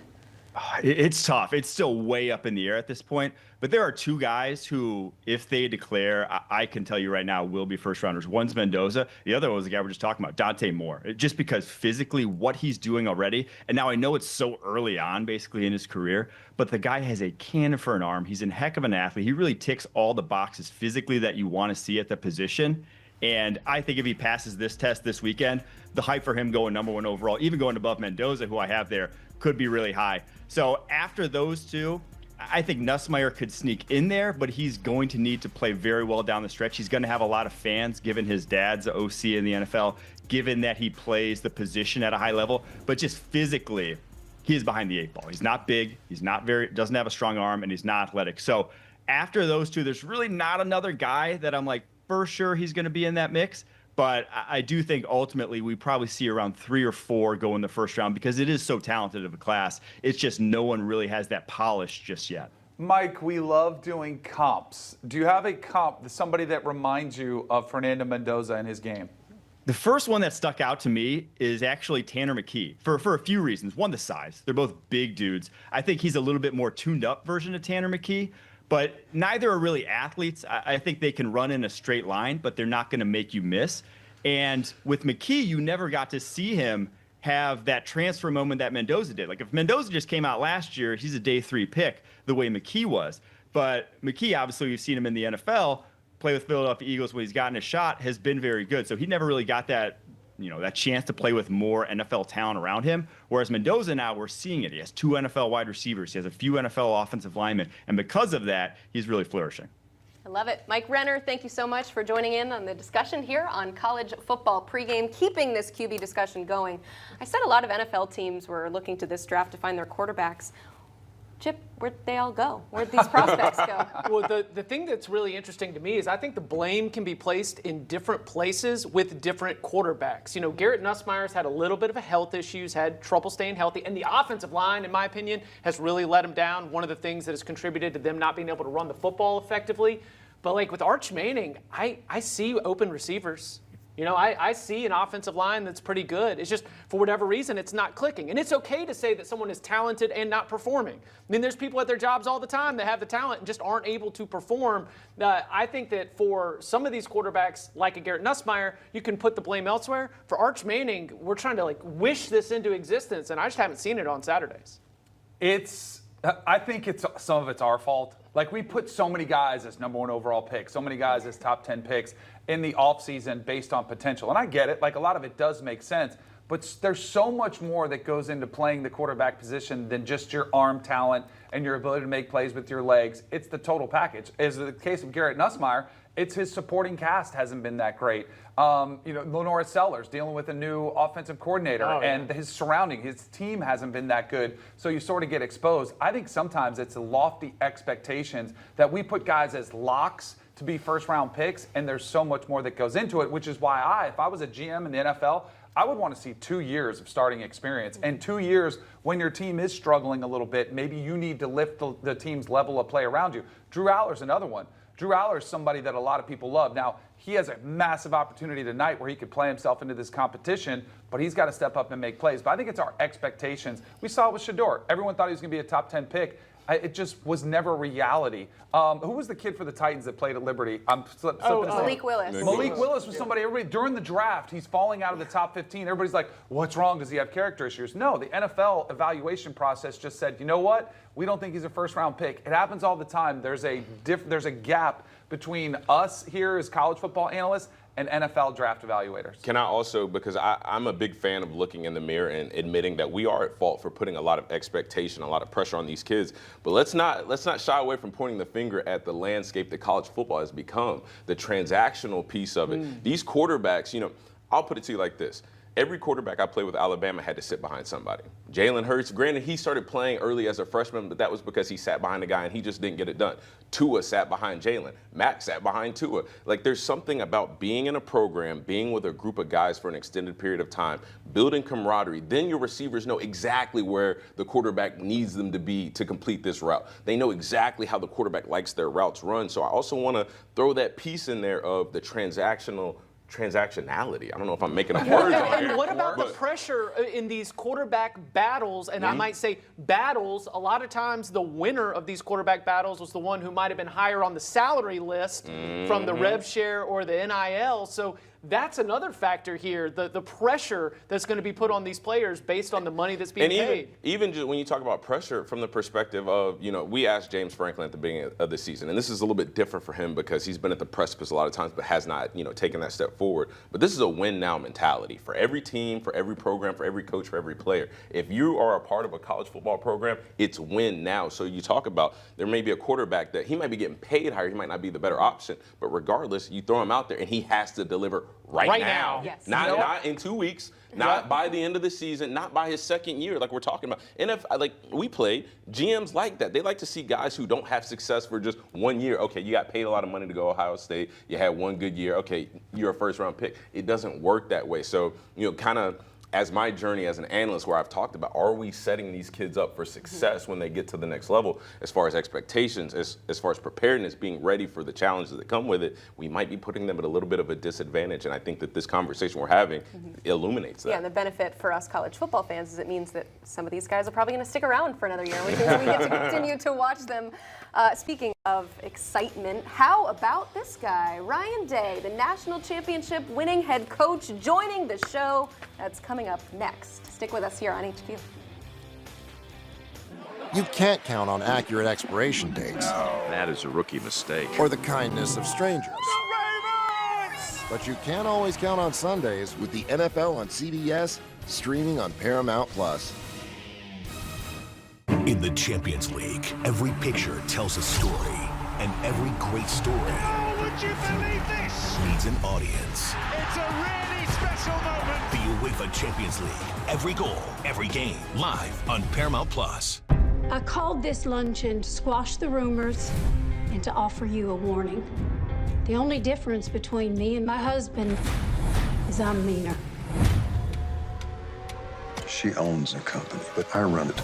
Situations like this have to come to a head before it resolves itself. So just another day. Just another day, Pop. I'm definitely gonna have to start drinking again. Landman, new season streaming November 16th exclusively on Paramount Plus. It's so loud in here. Oh, man, this is awesome. That power. Oh, my goodness. What a performance. They're underway, and there's some massive clash at City High. Superb finish. Pull inside. Mix up. Unbelievable strike. And that's surely the school that's on. Watch Serie A all season long, streaming on Paramount Plus. Everything South Park is streaming on Paramount Plus. All right, everyone, listen up. Every character, every story, every season. That sounds like so much fun. Everything South Park, all seasons, new episodes, and more. Now streaming on Paramount Plus. This could be the greatest opportunity in my life, and it comes with danger. Well, I bet ain't nobody seen that coming. Tulsa King, new season, now streaming exclusively on Paramount Plus. Tonight's the night. And it's going to happen again. Has to happen. Surprise, motherfucker. Dexter.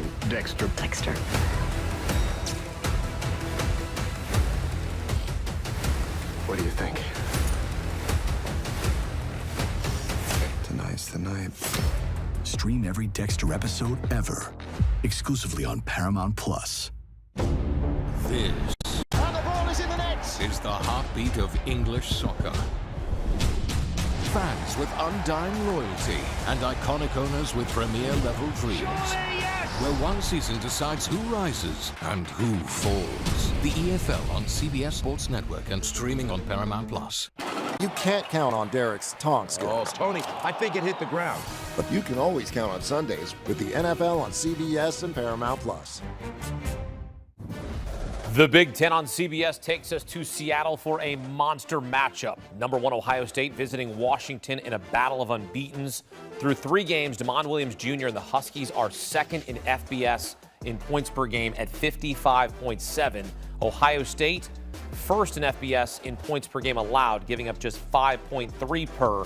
The Buckeyes defense, led by Caleb Downs and new defensive coordinator Matt Patricia, have allowed a total of 16 points in 3 games. Ohio State coming off a bye week. Buckeyes are a perfect 9-0 following a regular season bye under head coach Ryan Day. And there's this. Day also an eye-popping 49-1 in his career against unranked opponents with a points per game differential of plus 35. Pleased to welcome in the head coach of the reigning national champion Ohio State Buckeyes, Ryan Day. Ryan, good to be with you. Let's talk about your opponent. Washington has a dynamic offense. What have you seen out of the Huskies and how your team can be successful? Yeah, like you said, dynamic offense with great playmakers. It starts with the quarterback. Williams, he does a great job in the run game, equating numbers. Also, is very accurate. Can extend his feet. Very dangerous. Coleman runs really physical. They have a very good offensive line. And then Boston is as good a receiver as we'll see this season. So, very, very good offense with good scheme, good players, a great challenge for our team. How much is your defense looking forward to going against a team like this? When they know a team can put up a bunch of points, that's got to get them going. Yeah, I think anytime you're playing in the Big Ten, you're excited to play against the best player in the country, best offenses in the country, or all three phases. And this is a great example of that. These are the types of teams that, we got to beat if we're going to reach our goals this season. So a great opportunity for us to, see where we're at. And, for our team, we need to get our first road win in conference. And what a great challenge going against a team that's won 22 straight at home. Your defense lost 8 starters to the NFL. You got a new defensive coordinator in Matt Patricia, disguising coverages at an elite level, which I know you love. What's been the impact of Matt Patricia now on your staff? Well, Matt certainly has a great feel for the game. He has great football IQ and scheme, but it's more about who he is as a person and his ability to have great chemistry with the staff and with the players. Had, instant credibility with his background and resume, but has earned the trust of the people in the building, which to me is the most important thing. But, his background of football, understanding how to build a defense and then game plan opponents is excellent. But I know he knows there's a lot of football to play this season and what this challenge is going to bring here. I'm sure he loves having Caleb Downs on his side, one of the smartest players in the country. This is both your Big Ten opener, as you mentioned, your first road game of the season, and this game presents another showcase opportunity for Jeremiah Smith. Said he's looking to dominate. Had a tough first game against Texas. Ryan, how is number 4 continuing to develop while trying to help the offense come along as well? No, I don't think he had a tough game against Texas. I just think he's an unselfish player. He put on the quarterback's plate. I thought he played excellent in that game. Had a couple drops here, but like he's a team player all the way. And there may be a couple plays here and there, but Jeremiah is going to continue to be a huge part of our offense and understands what winning's all about. And I think that's, to me, is what makes him even more special, is the type of person he is, because it's easy just want balls and want touches and make it about me, but more excited about beating Texas than Jeremiah Smith. And he loves to win. He's the ultimate competitor, and certainly he's going to have a major impact on this game. I love that you're just able to throw it up to 4 and he can go get it. He certainly wanted to have a better game. He's had phenomenal games in the back games here, and now a great opportunity for him once again against Washington. You said Ohio State works to be the best practice team in America. How do you keep your team to be consistent and not complacent? Well, I think that's the thing. You have to work. First, you have to believe that you're going to fall to the level of your training. And if we want to become, or we want to reach the goals that we've set out, we have to become the best practice team in the country. And it doesn't matter who our opponent is. It's about our standard and our process. But we have to have buy-in on that. And that means every day, we've got to bring it. We've got to improve week in and week out. And that the type of play we see in practice is what we see in games. And that's, to me, how you have to get better and better as the season goes on, especially with a young team. And so we need to take the next step in this one right here. Every year brings new challenges. Every year you have new players on your roster. You get guys coming back, guys leave. What do you love about this group? I like the edginess, the competitiveness. I think our guys love to play with each other, and they just, they're a gritty group. We're still young and green in a lot of areas, inexperienced, but we're gaining more and more maturity every week. But again, I think the next step in terms of maturity is going on the road in a very difficult environment and getting a win. So what an unbelievable opportunity for our team in this moment early in the season to go in and get this challenge. For our guys, you come out with this experience, you're going to have a reference point, and that'll be important because we know these are the types of games we have to win. I know the task at hand is playing Washington. Full transparency, I'm an Ohio State fan. I grew up in Cleveland. I think about you guys beating Michigan every Saturday, every time I see the Wolverines. I'm curious, is Michigan on your mind every day? Well, I think we all understand that, the rivalry is something that we live every day. But it's important to make sure, for all of our players, that we stay focused on the present. We know what our goals are, but I think at Ohio State, it's important to make sure our players and coaches stay focused, because it's easy to get distracted with a lot of different things. And all of our focus has to be on beating Washington and getting better every week, so that when we get to whoever opponent we're playing, we're at our best. Because in the end, you don't just show up to a game and play. It's a building of a foundation throughout the season. And if the foundation is strong and we put these days and stack these games, we'll be best prepared for the rivalry game when it's here. That's the head coach right there of Ohio State. Just wanted to let you know right there. That's how you attack this stuff. Ryan, with the task at hand and staying focused, as you mentioned, what's your game day routine on the road? Is it the same breakfast? And when you get to the field, is there something that you do to prepare your mind to get yourself locked in? Yeah, we depending on when the game is, we have a routine that we do here. We kind of get the guys up, have our championship water, have our pregame meal, get everybody juiced up, kicking meetings, individual meetings, and then have our highlight tape, get on the bus, get acclimated. We have our pregame routine, and then we roll from there. But I'll usually go out and take a look around. It's my first time, in the stadium here in Washington, and it's something that you've got to take in a little bit ahead of time. But there'll be 100 yards, and it'll be rocking. Won't be able to hear much because it'll be so loud when the Buckeyes come to town. That's always how it is. So, our guys are going to be jacked up because it's different when you play on the road. We have the best fans in the country and the best stadium in the country and the best environment. And that's one thing. It's great. But when you go on the road, it's a whole different feel. And, again, if we're going to reach our goals, these are the types of environments we're going to have to thrive in.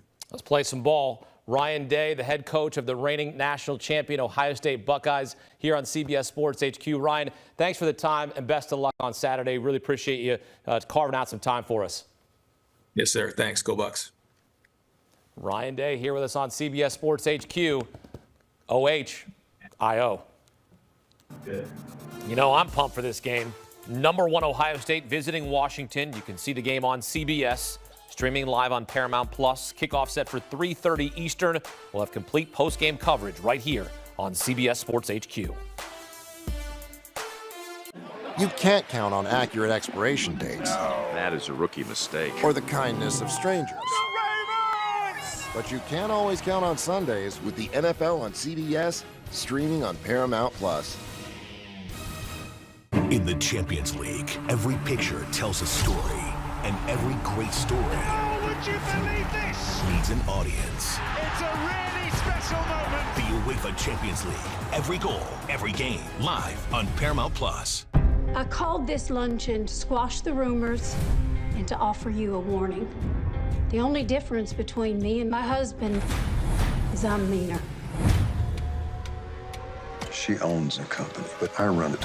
Situations like this have to come to a head before it resolves itself. So just another day. Just another day, Pop. I'm definitely gonna have to start drinking again.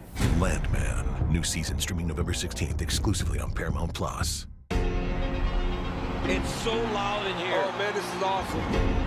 The power. Oh my goodness. What a performance. They're underway, and there's a massive clash at City High. Superb finish.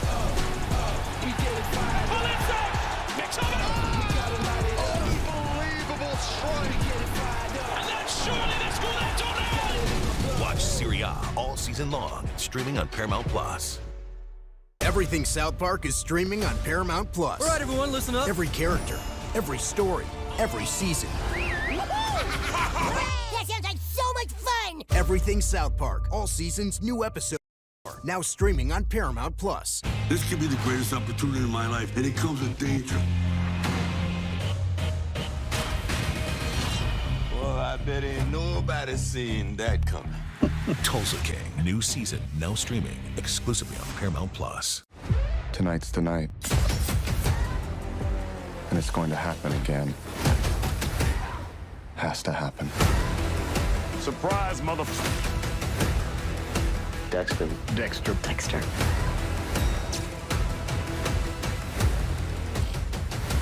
What do you think? Tonight's the night.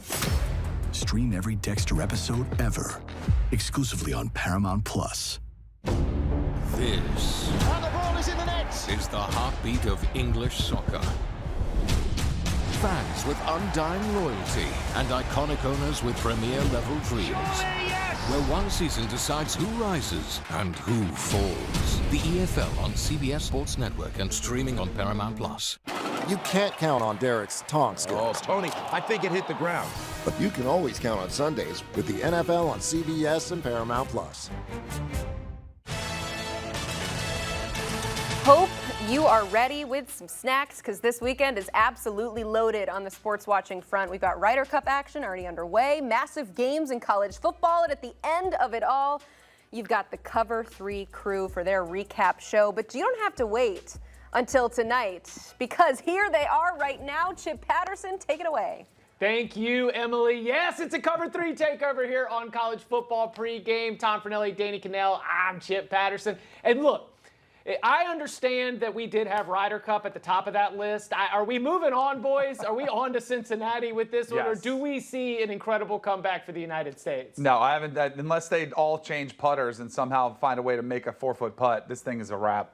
Tom? Yeah, we're a football country, clearly. We are no longer a golf country. Okay, well, let's, on the football side, we are going to be having our instant reaction show. That means when Penn State and Oregon and Alabama and Georgia, when all of it goes final, the late night instant reaction show starts. Danny, you going to join us this week? We'll have TBD, maybe. Okay, all right, we are doubtful. Let me be on the injury report. Let me say that one is doubtful, but still, that is a lot of fun. YouTube.com/Cover3. Make sure you subscribe. Smash that notification so that you know when we go live. The Cover 3 tailgate is always rocking and rolling. We'll get to as much football as we can from a loaded day. But before we really get into our Week 5 Saturday, I thought we could play a game. Let's do it. Yeah, okay. It's a very simple game. I swear it's not mean at all. It's called Spot the Fraud, okay? Very simply, we want to know what team is not as good as the little number beside their name, or in other words, their ranking. So, Tom Fornelli, what team is not as good as their ranking? Who is Tom Fornelli's fraud? Well, you know me, Chip. I wanted to come on here this morning and say that Florida State was the fraud after they lost to Virginia last night. But then something else happened later on Friday night that just really got to me. Arizona State came back from a 17-0 deficit to take down TCU and get another win. And I'm telling you guys, they just can't keep getting away with it. This is a team that reached the playoff last year after winning the Big 12. And I'm not saying they're a bad team. They're a good team. But they're always in these one-score games. Since the start of last season, they have played in 11 one-score games. That is more than anybody else in the country. Their 8 wins in those 11 games are tied for the most with Iowa State and Syracuse. And furthermore, when they're playing against Power 4 competition, they're in a lot of those one-score games, but they're barely winning it. If you look at this year alone, they have played Mississippi State, they played TCU last night, and then they played, I can't remember Baylor. last week, but either way, Baylor, thank you. Gotcha. They're 2-1 in those 3 games, and they have outscored their opponents by 2 whole points in those 3 games. It's just something that every single week it's coming down to the final seconds, and they're barely squeezing by with the win. At some point, it's got to stop, and there's some tough games left in that schedule, so I think it will shortly. Danny, they're getting outgained in a lot of these ones. We always talk about the success rate. Parker Fleming's, how badly did you get beat? They're losing the success rate too. How are they going to keep getting away with this? I mean, there is something to be said about winning ball games, right? Like, who cares what it looks like? But at some point, I do think you're going to get clipped, and they already did once. But I do think this is a team that has been flirting a little bit there. And I do give them credit. I mean, they did come back. They were 14 points down, came storming back. But I do think they look at them, and I do think they're a little bit fraudulent as well. All right, who's your fraud? So I see, when I think of top 5 teams, I think there has to be a wow factor. Like, oh, this is a team that could potentially run the table. And when I see a 4, in front of LSU's name. I think a lot of this is based on preseason hype, where Garrett Nussmeier was a favorite to win the Heisman Trophy and potentially a top NFL draft pick, and they were a favorite to potentially win the SEC, and yet we haven't seen that version of this team on the field yet. Their win against Clemson, which was supposed to be, and I thought it was, one of the best wins of the weekend. Did anybody watch what Syracuse just did to Clemson, which was more impressive and more dominant than what LSU did? And I also think the odds makers have taken note of the fraudulent number 4 in front of their name, because a team that is ranked 13 is favored over them today. So I think LSU, I would love to see them live up to some of that preseason hype. I'd love to see them fix their issues on the offensive line. And I would love to see the offense wake up, specifically around Garrett Nussmeier, who has been dealing with injuries. So I would say they're fraudulent now, and maybe it's because of injuries and stuff they have to figure out. But at this point, there is no way you can tell me they're the 4th best team in the country. Tom, this is your team. I mean, you picked them to win the national championship with the most amount of confidence of anybody for any of their national championship picks in the preseason. Are you worried about what you see? Do you think that this is a spot-on analysis? Yeah, it was, 10,000% confidence I had in the LSU Tigers, when picking them to win it all. No, I agree. I think that if you look at how this team has played compared to its results, if you look at the resume, those wins against Florida and Clemson should be impressive. But Florida and Clemson both kind of stink. And if you look at LSU's offense, even in their win over Louisiana Tech, they were only able to score 23 points. This is a team that has struggled to score points all season long. The defense has been very good. So I think that's the one thing propping them up. It's just, I don't look at LSU's defense as being the kind of unit that is elite enough to carry them all the way through the SEC without the offense kind of starting to make up some of the problems and start scoring points and give them a break. Because if you keep relying on their defense to overcome your 5 turnovers like they did against Florida, at some point it's not going to work. So I agree with Danny. I think they're at 4 because of that Clemson win, but that Clemson win should not be carrying nearly as much weight as it was a month ago. So I would probably have them more in that 10 range. Yeah, somewhere Brian Kelly bangs the table and calls us spoiled seasoned professionals. I'm going to keep it in the SEC. Danny, can we call an SEC team a fraud? You cool with that? Sure, absolutely. All right, cool. Let's go. Let's go with the Texas A&M Aggies, who I do think are a fun team. Okay, I enjoy watching Texas A&M play football. Marcel Reed has taken a step forward. It's year 2 working with Colin Klein, really year 1 of him being the true QB1. They got 2 explosive playmakers at the wide receiver position from the portal, Casey Concepcion and Mario Craver, and both of them are like a touchdown waiting to happen. Just one missed tackle, and these guys are gone to the house. But that defense has been getting pushed around. And when Mike Elko got hired, they were remembering in College Station some of those great Texas A&M defenses that they had. And last year, it was a pretty salty unit. But something happens when you lose 2 NFL draft picks on the defensive line and you're not ready to replace them right away. That defense has given up a lot more yards and a lot more points than I expected. I think Texas A&M is fun and good, but not the 9th team in the country. I'm with you. That's another reason I backed Auburn today with a 6.5 points. So I hope you are spot on with that one. All right. Tom, you want to hang out in Tallahassee? What do you think? Sure. I think... Still? Even though you're calling him a fraud, you've been taking shots at him for 2 years. You're going to need security, Tom. I definitely want to be there after last night, yes. All right, so that's it. You see it on the screen right there. We are fired up to get together in person, and we want you to come and join us. Friday, October 3rd at 3 p.m. Eastern Time, we will be right in the heart of Tallahassee, in the heart of College Town at Madison Social. Our live show will begin at 3 p.m. Eastern Time, but we'll be hanging out all through Friday, and we are fired up to do it ahead of Miami and Florida State. All right, Emily, back to you. Thank you. Always love hearing from the Cover 3 crew. All right, what makes the best player in the nation the best? Damian will dig into Jeremiah Smith's film. All that and more next. Yeah.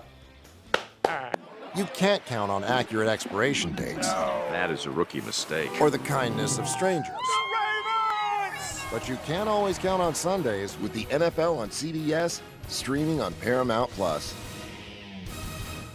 In the Champions League, every picture tells a story, and every great story would you believe this? needs an audience. It's a really special moment. The UEFA Champions League, every goal, every game, live on Paramount+.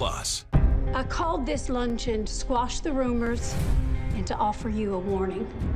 The only difference between me and my husband is I'm meaner. She owns the company, but I run it. Situations like this have to come to a head before it resolves itself.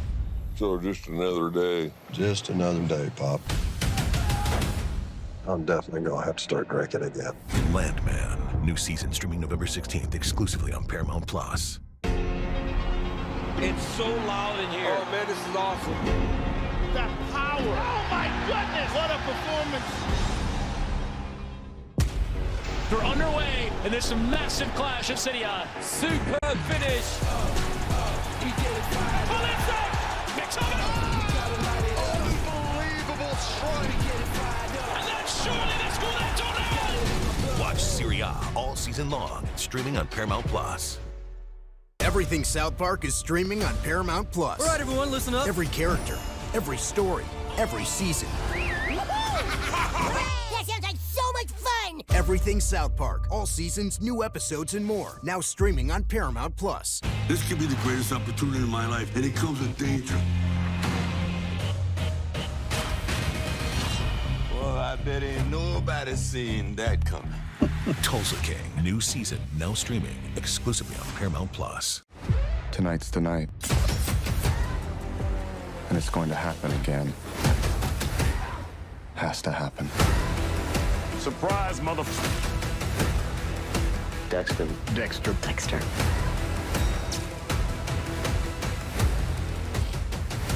What do you think? Tonight's the night. Stream every Dexter episode ever exclusively on Paramount Plus. This And the ball is in the net. is the heartbeat of English soccer. Fans with undying loyalty and iconic owners with premier-level dreams. Where one season decides who rises and who falls. The EFL on CBS Sports Network and streaming on Paramount Plus. You can't count on Derek's tong skills. Oh, Tony, I think it hit the ground. But you can always count on Sundays with the NFL on CBS and Paramount Plus. Welcome back into college football pregame on CBS Sports HQ. They call it sailgating. Washington fans getting ready to host the #1 team in the nation and doing it in style on a boat on Union Bay in Seattle. Bucket list. That epic scene is the site of the CBS Big Ten Game of the Week. We've got undefeated Washington hosting #1 Ohio State. Our friends Gary Danielson, Brad Nessler, and Jenny Dell are there and have more.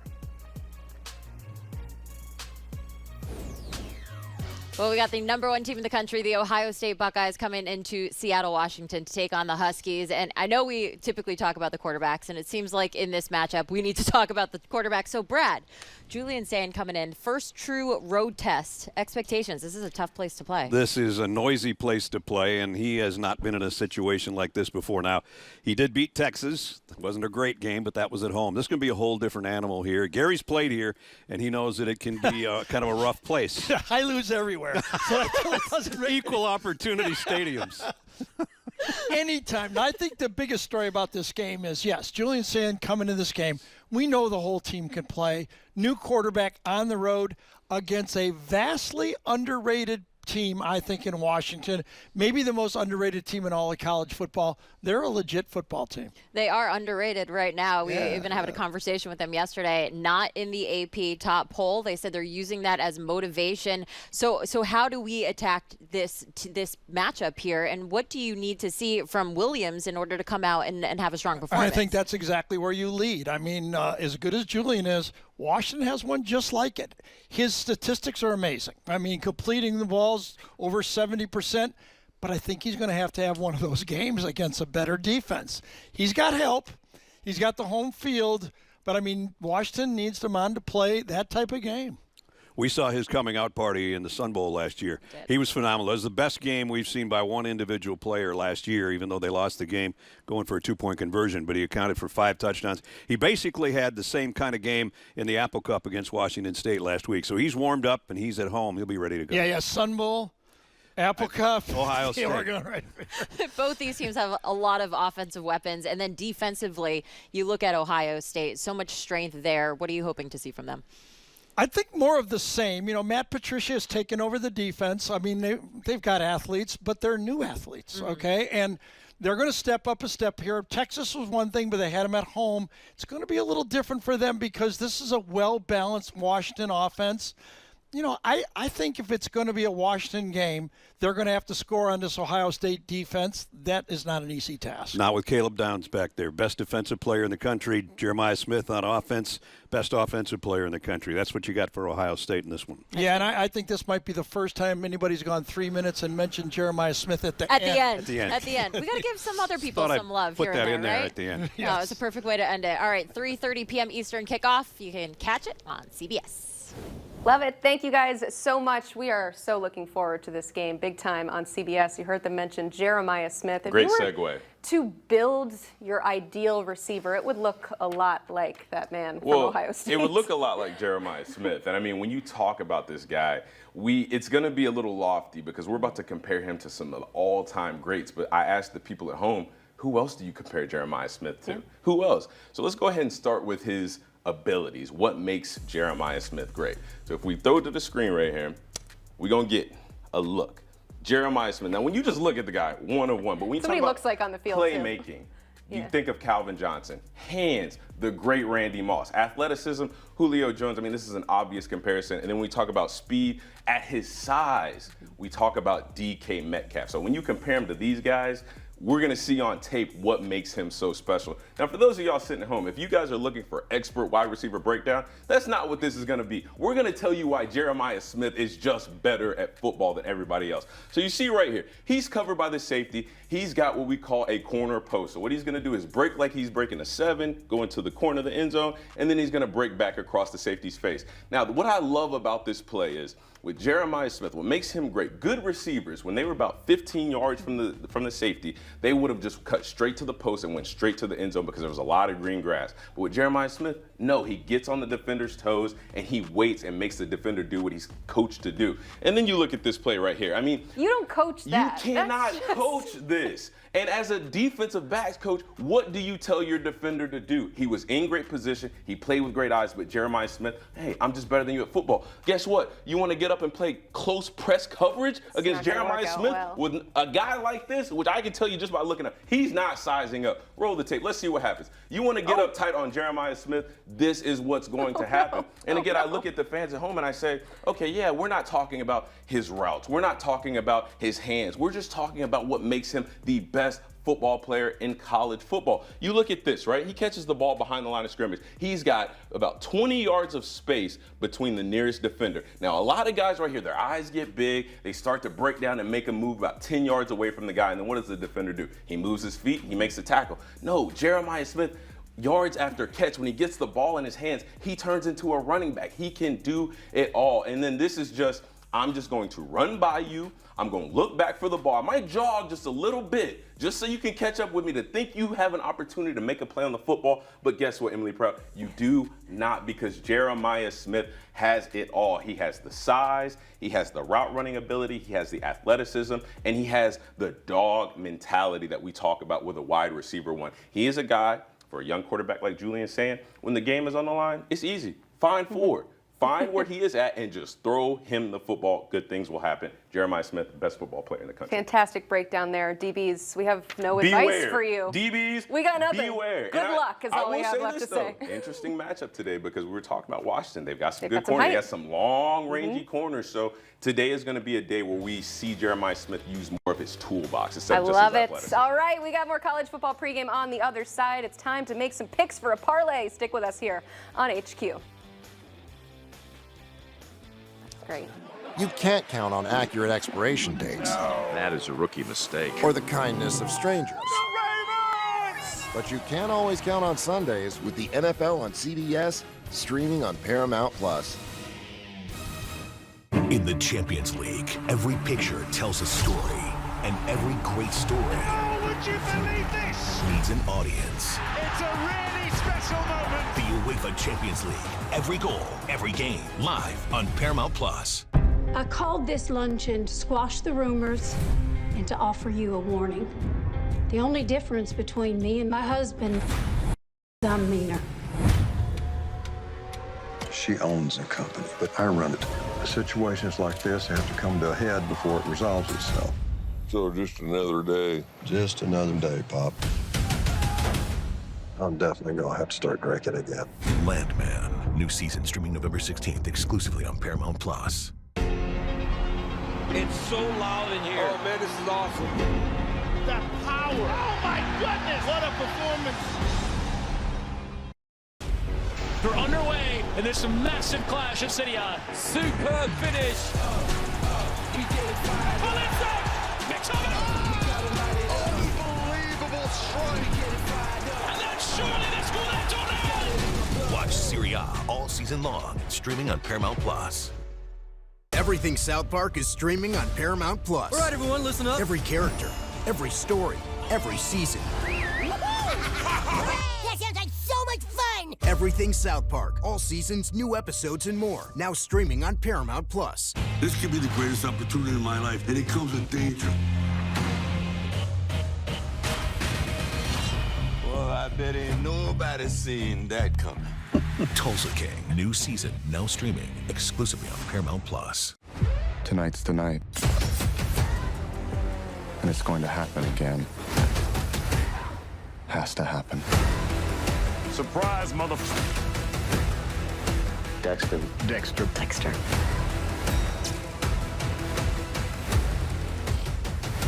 What do you think? Tonight's the night. Stream every Dexter episode ever, exclusively on Paramount Plus. This And the ball is in the net. is the heartbeat of English soccer. Fans with undying loyalty and iconic owners with premier-level dreams. Where one season decides who rises and who falls. The EFL on CBS Sports Network and streaming on Paramount Plus. You can't count on Derek's taunt skills. Oh, Tony, I think it hit the ground. But you can always count on Sundays with the NFL on CBS and Paramount Plus. Every week, FanDuel is giving you a 50% profit boost on the biggest college football showdown. That means you can boost your winnings by 50% on the biggest matchup. Download the FanDuel app and bet the big match on campus with a boost right now. Mackenzie, Mikey, what are you cooking up today on the whiteboard for our parlay pick? Listen, at this point, this might be the most cursed parlay segment of all time, but here we go. 5 big games. All it takes is 5. We need 5 teams to do their job. That's all we're looking for. We start at the top. 2 legs so far. USC money line. Let's not reinvent the wheel here. Also our darling. They've been in every leg. They have been in literally every parlay we have done, and they aren't typically the problem. Illinois, you can cover the spread. I do just generally think this is a fraudulent team, and they will not be winning this game, and I don't think USC, it's an easy one. Let's not reinvent the wheel. Ohio State. Do I think they cover? Probably not. Just do your job. Just do your job. Do your job. Next 2, keep it quick. Lane Kiffin Dulles take the over. That means he's going to win the game. Oregon money line. This is where things get tricky. I have no trust in James Franklin. I don't think you're magically just going to start airing out the ball. I just don't think the lights are ever going to work in his favor. Yeah, James Franklin plays that fun game where when it's a big game, he goes, how can I just get out-coached as crazy as possible? Yes. Here we go, Oregon. So we got USC money line, Ohio State money line, Ole Miss money line, Oregon money line, and let it be known, the Georgia Bulldogs. Something about the bright lights in Athens, Georgia. It's just not going to be enough, Ty Simpson. So that is plus 1293. And for those keeping track at home, that is $10 to win you just about $140. That's a Starbucks coffee to rent. Thank you.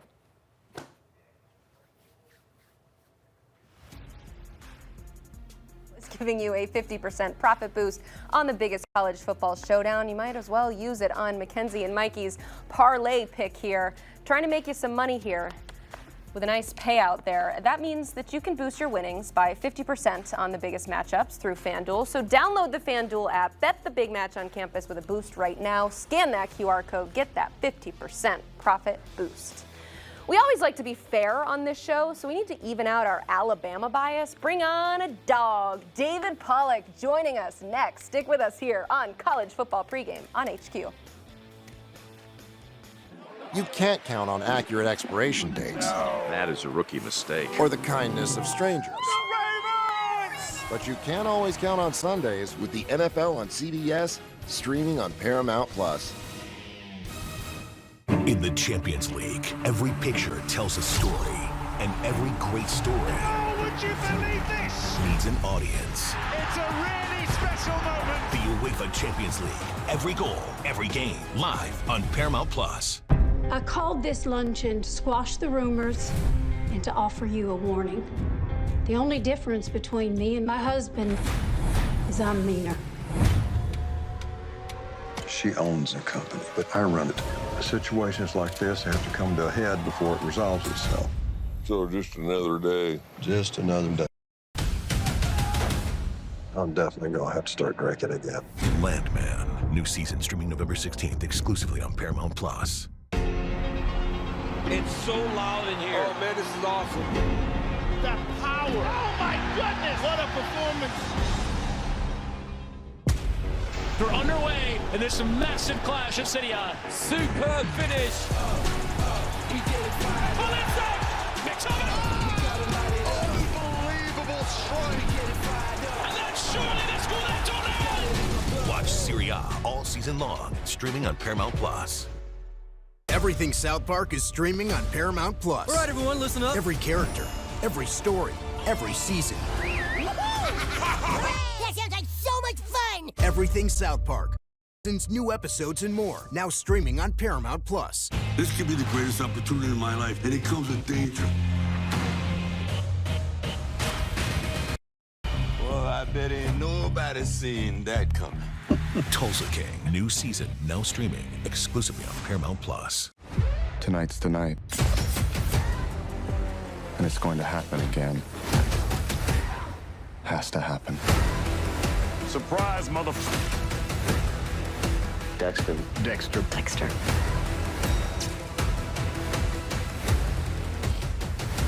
What do you think? Tonight's the night. Stream every Dexter episode ever, exclusively on Paramount Plus. This And the ball is in the net. is the heartbeat of English soccer. Fans with undying loyalty and iconic owners with premier-level dreams. Where one season decides who rises and who falls. The EFL on CBS Sports Network and streaming on Paramount Plus. You can't count on Tonk Oh, skills, Tony, I think it hit the ground. but you can always count on Sundays with the NFL on CBS and Paramount Plus.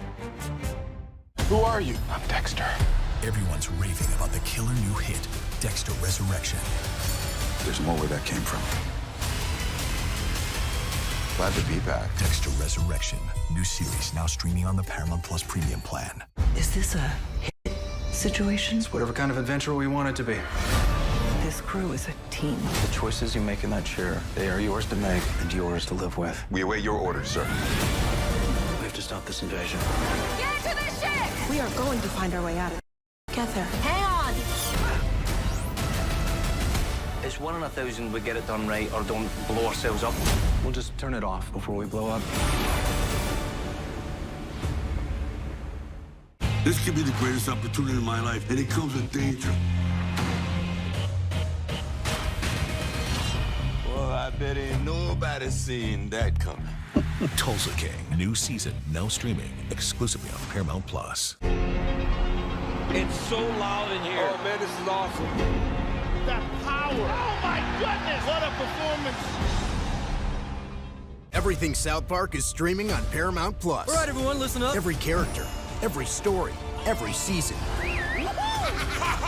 That sounds like so much fun. Everything South Park, all seasons, new episodes, and more. Now streaming on Paramount Plus. Let's go save the universe. Now that's more like it. Are you ready to laugh Nailed it. till you turn blue? Oh no. That got weird. Smurfs, rated PG, now streaming on Paramount Plus. Warden, I have sway in these walls. This is my castle now. Do we understand each other? Mayor of Kingstown, new season streaming October 26th on Paramount Plus. The world of sports never sleeps, and neither do we. Welcome to CBS Sports HQ Morning Buzz, Monday through Friday at 9 a.m. Eastern Time. You can catch up on the latest storylines and highlights with expert analysis to get you dialed in. So grab your coffee and kickstart your day off right. With Morning Buzz only on CBS Sports HQ.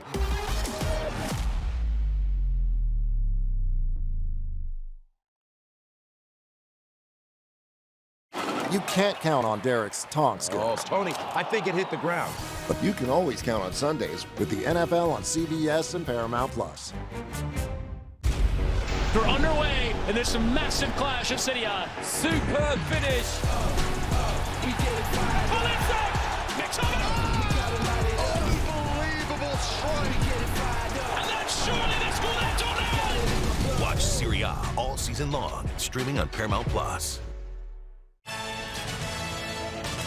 The best game of the year last season. I don't think I'm going out on a limb here. Alabama, Georgia. The Tide took a 4-touchdown lead halfway through the second quarter. Georgia slowly working its way back, taking the lead with 2.5 minutes left in the game. But a one-play drive, the 75-yard pass from Jalen Milroe to Ryan Williams won this instant classic. But we are looking ahead to today, the rematch, and maybe that has people believing in the Tide based on what we saw last year. 57% of the money is coming in on Alabama at plus 2.5 on the road. All right, so of course we're going to get the Alabama perspective from my man right here, but let's welcome in David Pollack to give us the Georgia perspective and just great perspective for everything happening in the world of college football. David Pollack, thank you so much for being here today. Appreciate y'all having me. Thank you very much. Yes, a legend in his own right. Georgia linebacker legend. I mean, 3-time All-American, 2-time SEC Defensive Player of the Year. So long time ago. College Football Hall of Famer. It still happened, though. College Football Hall of Famer, all of that. You are here, of course, so we can sing your praises, but also so we can pick your brain in this game. So if the Dogs do what, they will win this football game. I think if they can run the football. Like, the Dogs have a lot of really good football, a lot of really good backs. I mean, they got backs they can rotate in that are really physical. They can break tackles. So if they can get that ground game going, listen, this is not the Carson Beck squad where they want to spread it out and throw the football all over the yard. Like, they've got to be physical. They've got to run it. It's not going to just be with the backs. It's also going to be with the quarterback. Gunnar Stockton, he's very comfortable doing that. In the Kirby Smart era, only one quarterback has rushed for 10 attempts or more in a game, and it's Gunnar Stockton. He's done it 3 times. And think about in his short time. So it's a big part of what they do and how they do it. So the ground game will be key for Georgia. You're starting to see some signs where they've been better there, and they'll have to be against Alabama. David, this Georgia defense is by far and away what we're used to seeing from a Kirby Smart coach team, When you look at it, they haven't even registered a sack with a defensive lineman. They're not getting pressure without sending blitz. What about this Georgia defense opens up opportunities for Ty Simpson, for Ryan Williams, maybe even a Jam Miller coming off of injury? What type of advantages can Alabama gain against this Georgia defense? Well, you're right, because like you watch the Tennessee game and you're like, okay, they send 3. Nope, nobody got home. They send 4. Nobody got home. They send 5. Nobody got home. And then all of a sudden now you're playing man-to-man in the back end. And nobody wants to go against Everett. You watch 6, he's gonna be great on the outside. You can trust him in man-to-man coverage. But on the other side, it's like, okay, pick your poison. Ellis Robinson gives up a big 70-yard touchdown. So does Sevin Harris. So they pick their poison on that side, but they do have to find a way to rush the passer better. Dame, you know what's really good for that, man? Being at home. Yep. Like, when you're at home and they're on a silent count. So when you got those people going crazy, and it's a night game, and it's the best atmosphere in college football, it's the longest winning streak, the nation's longest winning streak at home. Like, now the guard's looking at the center, and he's tapping him on his butt, not in a weird way, but he's tapping him on his butt, and then the center's going to lift his head up, and he's going to snap the football. Well, I know what the cadence is. I know what the snap count is. So big advantage for Georgia being at home, not just for their pass rushers, for their offensive line. Their offensive line really struggled to protect Gunnar Stockton in Knoxville. So at home, it cures a lot of L's and it fixes a lot of things. David, do you think that this team is ready from a maturity perspective for this kind of game? Kirby Smart made a big deal before the season about how many first and second year players were on this roster. Do you think that they're going to be ready when Alabama comes to town and the crowd's going crazy, the lights are bright? Is this going to be a big grow-up moment for the young pups? Man, this is the youngest team I've seen in a long time at Georgia. Like, they're counting on a lot of freshmen, a lot of sophomores. We're used to going into seasons going, all right, here's 4 All-Americans for Georgia. Like, they're going to be All-Americans. This year, it's kind of like, who are those guys that are going to step up and make plays? So it's a young team in a young moment. And let's be honest, there's a 2,000-pound elephant in the room, too, because Kirby has 19 losses at Georgia. 6 of them are to Alabama. So, like, it ain't like you ain't talked about this and you haven't heard it all week. Now, if I'm Georgia, I'm downplaying it as much as possible. Nothing to see here, another game, nameless, faceless opponent. But the fans, even when they feel good about this game, they're still sweating because Georgia's had an Alabama problem. Like, Alabama's had their number. Now, listen, it's Kalen DeBoer, and that's different. It's DeBoer's pressure versus Kirby's burden. Because there's a lot of pressure on Kalen DeBoer and company. They're 2-4 on the road. You got people that are, saying if they win the lottery, they want to buy out Kalen DeBoer. Like, that's how you've seen people react, and kind of it's been going the other direction since the loss to Alabama. So, like, it's pressure on both sides. Everybody knows what this game means. A lot of new characters, but this is a rivalry that we're very familiar with seeing over the last several years. It should be awesome. It's going to be a phenomenal atmosphere. There's also going to be an incredible atmosphere in Happy Valley with a whiteout on display and a similar type of narrative. I mean, we talked about Kirby Smart 1-6 against Alabama. How about the numbers for James Franklin? His inability to get it done in these big games. And I was talking to you earlier this week, like when I watched Penn State on film this year, they've only played 3 games. They were much lesser competition, and they've been very vanilla, and they've looked very pedestrian. Do you think they're holding back something? Like, do you think Penn State unleashes some things that we haven't seen on both sides of the ball for Oregon? I do. I don't think it's the preseason schedule. Okay, let's be honest. Both sides have had a cakewalk to this point, so you don't learn a lot about them. Drew Aller. I would have loved to seen Penn State use this opportunity to throw the ball 20 or 30 times and really get the passing game in sync. That's my only concern. The wide receiver position, going back to last year, man, they didn't have a catch against Notre Dame in the playoffs when it really mattered. And so who's going to step up at wide receiver? But let's not forget, this Oregon Ducks team is completely retooling, completely rebuilding, walking in again to one of the better home atmospheres in all of college football. This is not an easy task. Like, you saw Arch Manning, who was hyped up beyond hyped up, have to go to a tough environment with Ohio State. Really struggle. Dante Moore, he's looked great. He's a flatliner, but he's about to get tested because them boys for Penn State can rush the passer. The James Franklin narrative is real, but here's what's real too. Andy Koltanecki 2 years ago was the OC. That side of the ball is covered. Now you bring in Jim Knowles, one of the best defensive coordinators in all of college football. That's the best 1-2 punch at coordinator in the country. There is no excuses for Penn State. Like, it's got to be now because Oregon is literally replacing, I think, 18 guys from a year ago. Do they go in the transfer portal? Yes. But all new faces. And they haven't lost a Big Ten game. Like, you do realize, guys, they're still walking around the ring like Conor McGregor, just kind of like, this is easy. I didn't know this. Was this supposed to be hard? Like, we just joined this league, and we're going to win every regular season game. We're going to win the championship, and now they're starting to build momentum again for another season. Man, this is a huge moment for Penn State at home. That pass rush, man, we're going to find out about Dante Moore in Oregon as well. Well, if we're looking at Penn State, we've obviously been very critical of James Franklin and Drew Aller at the quarterback position. But, David, you play linebacker. You know what it's like to face a team that has a great running attack like Penn State. And they've got a 2-headed monster in the backfield in Katron Allen and Nicholas Singleton. How can that be a weapon for this Penn State team against Oregon to take pressure off of Drew Aller and not expose him to having to make the big plays? Man, that's everything. And let's be honest. Let's go back to last year, the Big Ten championship game. Like, they put up over 35 points against a really good Oregon defense, and they did it by running the football. Both Allen and Singleton go over 100 yards, and they use Drew Aller as well, and that's what I think you'll see because they do a great job of attacking the edges, so they'll run the power read where the running back's going wide this direction, but Aller's going down the middle, and he's big and strong, and he'll break tackles, but having both of them on the field together, this is an experienced offensive line. Like, I don't think we've seen – they haven't had to do anything crazy yet so far I think we'll see the best version of Penn State in their offense.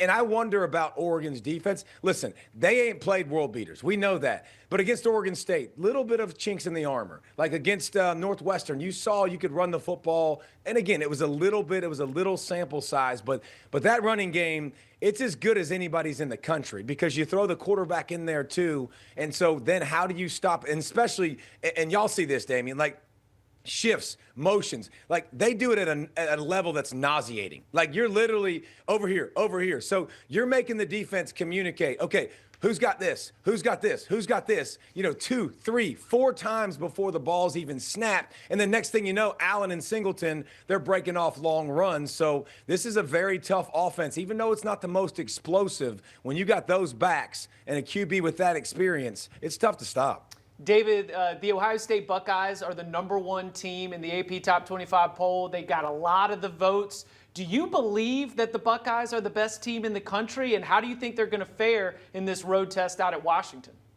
I think Miami's the best team in the country. Miami's the best team I've seen so far. And listen, I'm a line of scrimmage guy. Like, I play defensive line. Like, it's see ball, get ball for a reason. Like, you see ball, you go get the ball on the defensive line. I love their defensive line. Like, they don't have to twist. They don't have to stunt. They just got a bunch of people that are going to kick the absolute crud out of you. Like, that is fantastic. They're so good and physical up front to play the run, to rush the pass. Their offensive line are a bunch of maulers. Like, I love what I've seen from Miami. Carson Beck protected. Like, it's a nice thing, isn't it? Like, you're watching Tony as a freshman come on, make big plays. Like, I love what I've seen from Miami. They've played good competition, so I think they're the #1 team in the country. But Ohio State, this is a big test. Second longest winning streak in the country is Washington at home. Like, that's a tough atmosphere to play. That's one of the cooler atmospheres and environments you'll ever see in college football. Julian saying, like, they'll pressure him a little bit today. Washington's playing pretty good defense.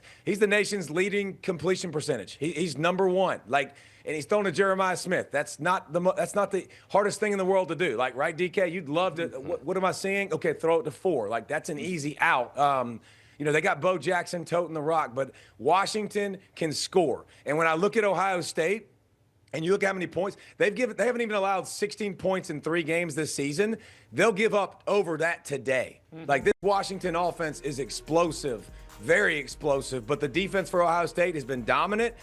This is their first test, I think, against a really good offense. This could change my mind, Chip, about who's the #1 team in the country. They go dominate Washington, I have no problem saying Ohio State's the best team in the country. Totally agree. This is a huge test for him. I think the thing that's interesting about this game is Damon Williams, the quarterback for Washington. We've seen a trend. I mean, guys that played like me would not have survived in today's game. You have to be able to run. You can't just sit back there like a statue in the pocket. But from a defensive standpoint, we heard Mateer talk about after they beat Michigan, the +1 run game. How much of a bind does that put on defenses? And if it's not designed run game, when nothing's there, you have an electric runner, a weapon in the backfield. How much pressure does that put on the defense? And see, that's the most important part, Danny, because, like, the +1 is something. Like, that's so instead of the quarterback handing the football off and now he's standing there, like, he's running it. So that back now can go lead block. That's what the +1 is for all the fans at home. Like, so you get another blocker, you get an extra blocker. But here's the thing that's super annoying, man. I can devise any defensive scheme to stop the best players in the country. Absolutely, the best QBs. But you know what's really hard? Is when I stop the first read or the second read, and then all of a sudden he scrambles and he runs around, and now we're playing backyard football. That's the hardest thing. And then guess what? They get an extra first down, and then you got to play another 3 downs. You got to play another 3 downs. But it's not just him, man. Like, Coleman in the backfield, that's like tackling a tree stump. Like, that's like Michael Turner, man. Like, those legs and butt, like, he is thick. He is going to break tackles. So you get Williams who can run it, Coleman who can run it, Boston at wide receiver out wide. There might not be a better trio on offense in the country. Like, they've been doing nothing but scoring touchdowns, putting up great possessions. I think 8 out of 9 possessions in a game, they scored touchdowns. Their defense has been physical, stopping the run, which will be a big test against Ohio State. Like, I'm not going to be surprised if Washington puts up a bunch of points and is in this football game, because I think they should be ranked. I think it's a travesty that they're not ranked. David, I do want to dissect one thing that you said, and we talked about Washington's defense, and they are playing well, but they're allowing a little over 200 yards a game through the air in the passing game. So what do you think, what kind of opportunity does this open up for not only Julian Sand, but for Jeremiah Smith, who's going to be going up against long, rangy corners, 6'4". But we've talked a lot about, the Heisman odds and where people are rising, where people are falling, the John Mateer injury. Well, if Jeremiah Smith has a big game, I don't see why his name couldn't be at the top of the Heisman favorite list. No, and Jeremiah Smith's the boogeyman. I mean, I don't get it. You're not supposed to come out of high school looking like that. Every draft analyst that you talked to said he would have been a top 10 pick a year ago. Like that doesn't happen. To be 6'4", to be 220 pounds, to run 4.4 and cut and catch, it's not human. And so, how do you handle that and dictate to him? How do you choose to double him? But that's the problem, though.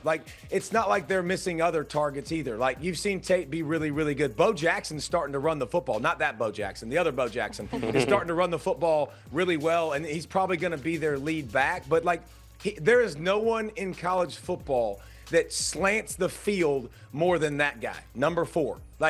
It's just you have to – on every single play, know where he is. And here's what Ohio State's doing that's good, man. Last year, throughout the whole regular season, they put him in one spot out wide and said, okay, learn that spot. Now when you can move him inside and you can throw him the screens and he's going to win the jump balls and the contested catches, now you got a problem, man. And so I think this offense is really, really good. But you saw Texas slow it down, right? So I want to see them against good teams as we continue to progress. And Julian's saying, I think he'll get pressured too. Because I think Washington can get some pressure. I think they can stop the run and make him work and put him maybe in some tough positions. But Jeremiah Smith is absolutely the boogeyman. Everybody's jaws drop when you see him. That's how we grow him down here in Florida. I mean, that's what we're used to. Real quick, because our producer's all over us. 30 seconds are left, Pollock. LSU or Ole Miss? I got Ole Miss. And I think Trinidad Chambliss being inserted at quarterback was the best thing to happen to Ole Miss. Talking to their GM, he was like, yeah, we just needed a backup quarterback. It was after May, after spring. We're like, all right, this guy's got a lot of experience at, Ferris State. Okay, national champion at Ferris State. Lane can do his thing, his magic, but I think that offense, again, will score on LSU's defense that's been dominant. And DK, I don't know what's going on with Nussmeier and that offense, but it looks nothing like we've seen the last couple years. And so I think it's at home Ole Miss. They score a bunch of points. Their tempo will wear LSU's defense out a little bit. Close game, but I'm taking Hotty Toddy. I love it. David Pollock, we're all complimenting you on the background that you got going there because, of course, it's your podcast, See Ball, Get Ball. Check him out, the host of that great podcast. David Pollock, that is so exciting. I love talking to people that just know so much about the ins and outs of these games, including it's big time on CBS. He's the boogeyman. Ohio State at Washington. You can watch at 3:30 on CBS or streaming on Paramount Plus. We are overwhelmed with the amount of good games that are happening today across the sport. Let's talk about Fernando Mendoza in action today at Iowa. Can he continue his Heisman-worthy run? That's next on HQ.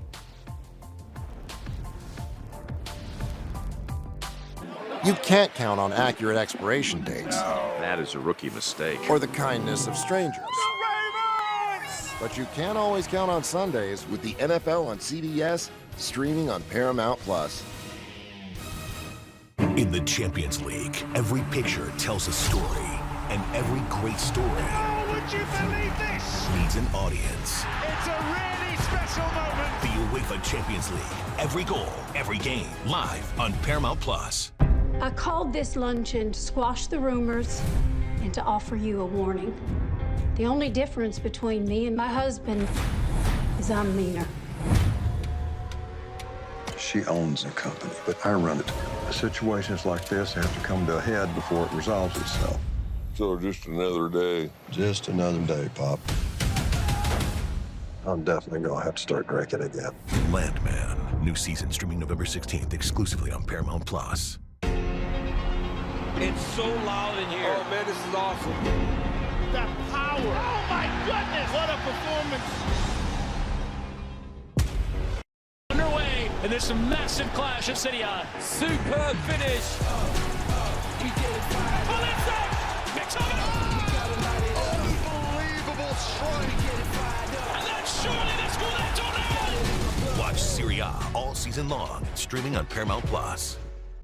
Everything South Park is streaming on Paramount Plus. All right, everyone, listen up. Every character, every story, every season. That sounds like so much fun! Everything South Park. All seasons, new episodes, and more. Now streaming on Paramount Plus. This could be the greatest opportunity in my life, and it comes with danger. Well, I bet ain't nobody seen that coming. Tulsa King, new season, now streaming exclusively on Paramount Plus. Tonight's the night. And it's going to happen again. Has to happen. Surprise, motherfucker. Dexter.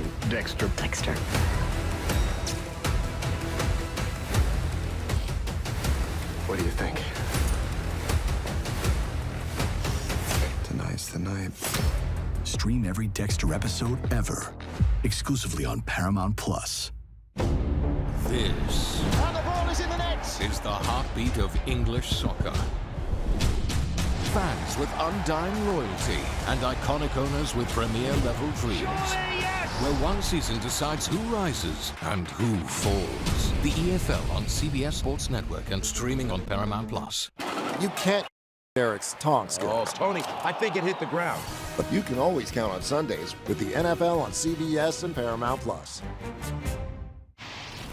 We discussed Bama, Georgia, but how about the game between two higher-ranked SEC teams? Number 4 LSU, number 13 Ole Miss. Great players will ultimately decide this game, but this is a low-key great coaching matchup. Brian Kelly, Lane Kiffin, 3:30 kick.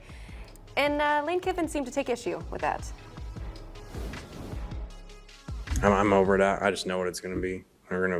I told the commissioners here today, we're going to play LSU. It's going to be day during there. And we're going to go down there, and it's going to be at night. So we just know what it's going to be. So it is what it is. Does he have a point here, Chip?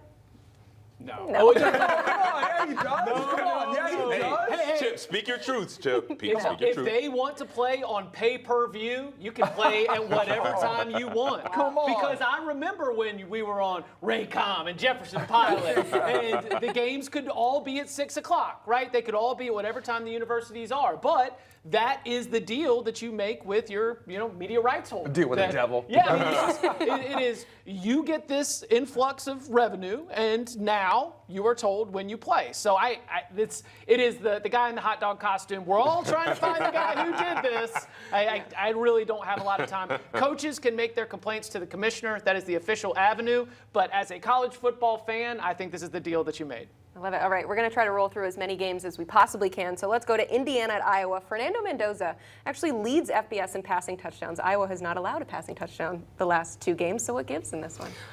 I think it's going to be Iowa's defense, but not by a lot. I mean, it's hard to go to Iowa and score a ton of points. We've seen that a lot of great teams have traveled there. Not many teams have put up more than 21, 24 points. But I think Mendoza's ability to just get the ball out on time, and we talked about it earlier, he plays on time. He puts the ball in tight windows. He's your prototypical of old quarterback that what you're looking for. He's got the size, he's got the frame.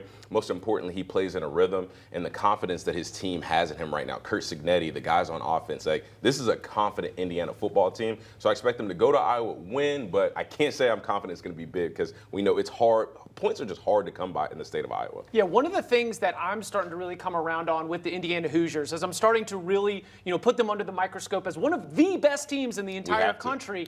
Is the way that the defense ramps up the aggressiveness when they know you are one-dimensional. They got that early lead against Illinois, and now all of a sudden they're just ears pinned back, ready to go. And Iowa's one-dimensional in the opposite way. I want to see if that Indiana defense shows up and really causes problems for Mark Gronowski. I think Phil Parker's one of the best defensive coordinators in the country at Iowa.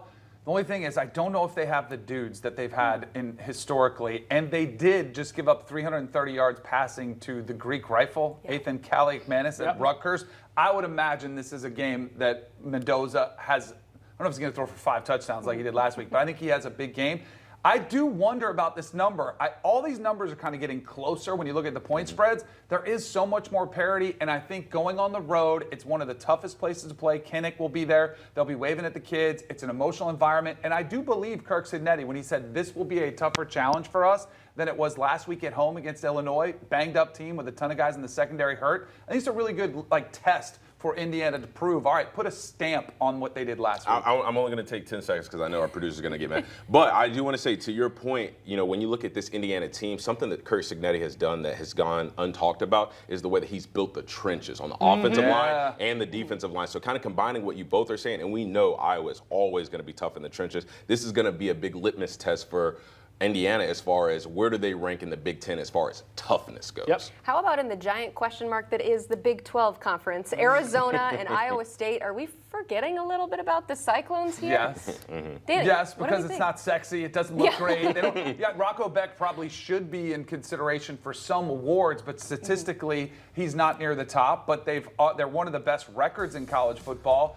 And it might not be the prettiest brand, but it is a winning brand. And Matt Campbell's done a phenomenal job. And Arizona's kind of been forgotten about because of what happened last year, but they are playing better this year. Noah Fafita sort of found some more rhythm that he had when he had Ted McMillan. It was a little bit of setback last year. I think this is a good spot for Iowa State. They're playing at home, but it's another one of those lines, just under a touchdown. I expect this one in the Big 12 where most of the time the games come down to a field goal like we saw last night with Arizona State TCU. But I trust Rocco Beck from the leadership perspective, taking care of the football, dealing with those tight games late, protecting it. So I think Iowa State wins, but this will be a good test for them. Yeah, elsewhere in the Big 12, Colorado has a 7-game losing streak against AP top opponents. I believe their first win was the first game of the Coach Prime era. Now they have to host number 25 BYU. What are you looking for in this game? Very tough spot for the Cougars. They were in Greenville, North Carolina last week playing the night game. You go all the way back to Provo. Now you're playing in Boulder in another late night game. Can Kalani Sitake be able to have this team ready to go? Because you know that now that we've finally done the full rotation of all of Colorado's quarterbacks, it is Caden Salter's offense. We're dialed into that. Can BYU avoid getting into an early hole? Because that is definitely what Colorado is going to try to do, is jump on top of them early and really see exactly what Bear Bachmeier can do with this offense to play catch-up. We know he's going to be wearing number 47, which, just adjust your brain to assess a quarterback wearing number 47. We know he's going to run the football a lot as a true freshman. And I think Kalani Sitake is one of the more underrated coaches in the country with the job that he does. Physicality will be on display. We saw BYU manhandle Colorado last year in the trenches when they won in the bowl game. And for Coach Prime, I think this establishes, if they do lose, I think this establishes what I thought about this Colorado team, was that this was a complete rebuild year for them. But it is still the first time he's been playing without Shador. He's still figuring it out. I do think he's learned, all right, I need to stick with my guy Caden Salter, who I think you'll see work in the run game more. Yeah. And I think it's been an adaptation process for Pat Shurmur. The offensive coordinator has traditionally had an NFL-style quarterback. Now he's sort of getting used to having a playmaker at quarterback that can run it a little bit. Whoever is playing quarterback for Colorado today is going to have a hard time against that BYU defense. They're tied for number 1 in the nation with Ohio State in points per game. They just have given up 16 points a game this season. Or not a game, just in total this season. But we have so much action to catch in this afternoon window. Of course, the primetime game between Ohio State and Washington on CBS. We also have LSU, Ole Miss, another one in the SEC between Auburn, Texas A&M, Tennessee, Mississippi State. Oh my gosh, I don't know about you guys, but I need to buy like 7 more television sets just for today alone. And we are getting so close to the kickoff for noon games. 5 ranked teams in action. What's at stake? What's on tap? You're watching CBS Sports HQ. You can't count on accurate expiration dates. That is a rookie mistake. Or the kindness of strangers. But you can always count on Sundays with the NFL on CBS, streaming on Paramount+. In the Champions League, every picture tells a story, and every great story would you believe this? needs an audience. It's a really special moment. The UEFA Champions League, every goal, every game, live on Paramount+. I called this luncheon to squash the rumors and to offer you a warning. The only difference between me and my husband is I'm meaner. She owns the company, but I run it. Situations like this have to come to a head before it resolves itself. So just another day. Just another day, Pop. I'm definitely gonna have to start drinking again. Landman, new season streaming November 16th exclusively on Paramount+. It's so loud in here. Oh man, this is awesome. The power. Oh my goodness, what a performance. They're underway in this massive clash of City On. Superb finish.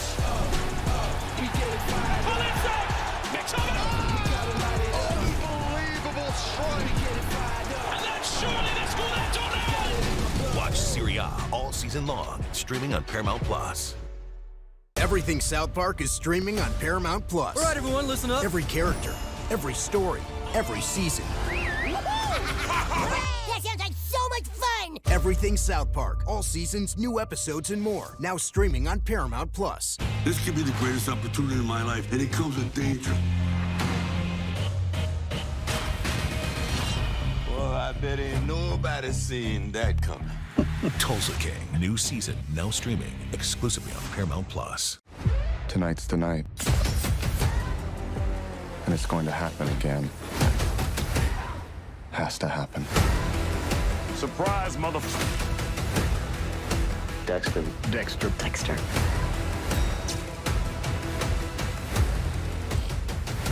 What do you think? Tonight's the night. Stream every Dexter episode ever, exclusively on Paramount Plus. This And the ball is in the net. is the heartbeat of English soccer. Fans with undying loyalty and iconic owners with premier-level dreams. Where one season decides who rises and who falls. The EFL on CBS Sports Network and streaming on Paramount Plus. You can't count on Derek's taunt skills. Oh, Tony, I think it hit the ground.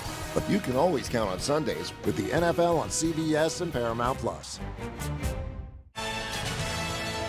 Less than half an hour to Week 5 Saturday college football kicking off at noon on CBS Sports Network. We've got Bowling Green and Ohio, and I have to tell you, the biggest star of Bowling Green is not the head coach, Eddie George.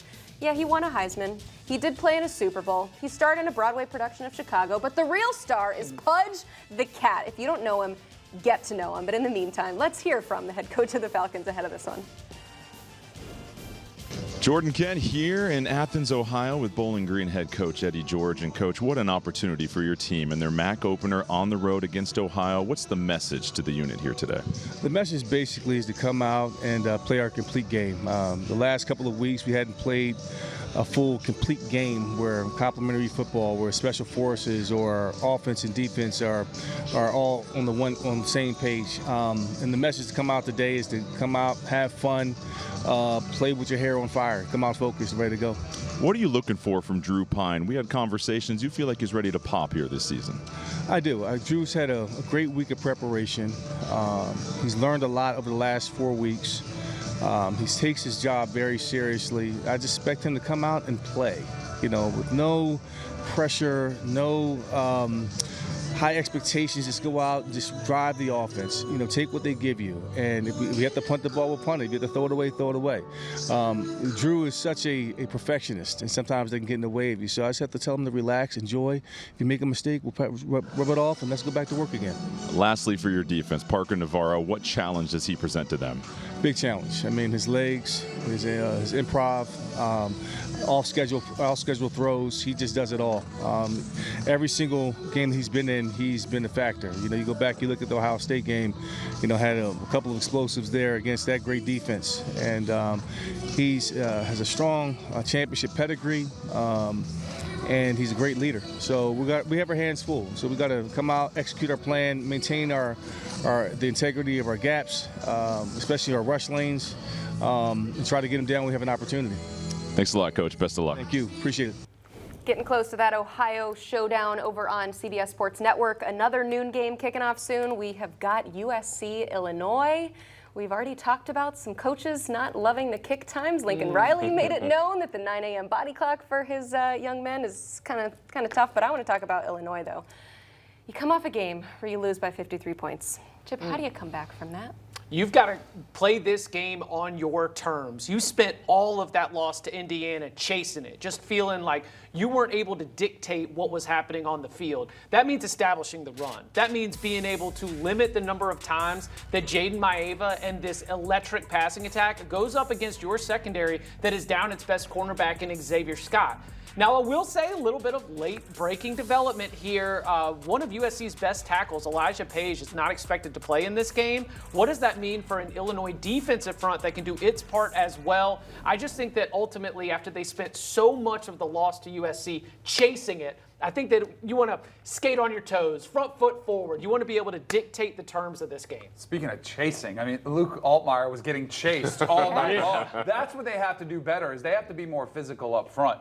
And USC's one knock has been, how do they handle the physicality of the Big Ten? This is an opportunity for Illinois at home to sort of come back. And that's what I think they should do. You mentioned getting back to what they do best. It's setting a tone up front on both the offensive and defensive line, because they're still banged up in the secondary. A lot of those pieces that were missing last week are still not back healthy. So I think that's where they need to set the tone up front. They have to do a better job protecting Luke Altmaier. And we just got some news just before, about 15 minutes ago, that Elijah Page, USC's left tackle, starting left tackle, is not going to play today. So another opportunity for you potentially to get after Jaden Maeva in the pass game, make him run around a little bit as opposed to the alternative with Altmaier running for his life. Everything that you guys just said is 100% accurate. And if I'm Brett Bielema, I emphasize that with the importance of we're doing this at home.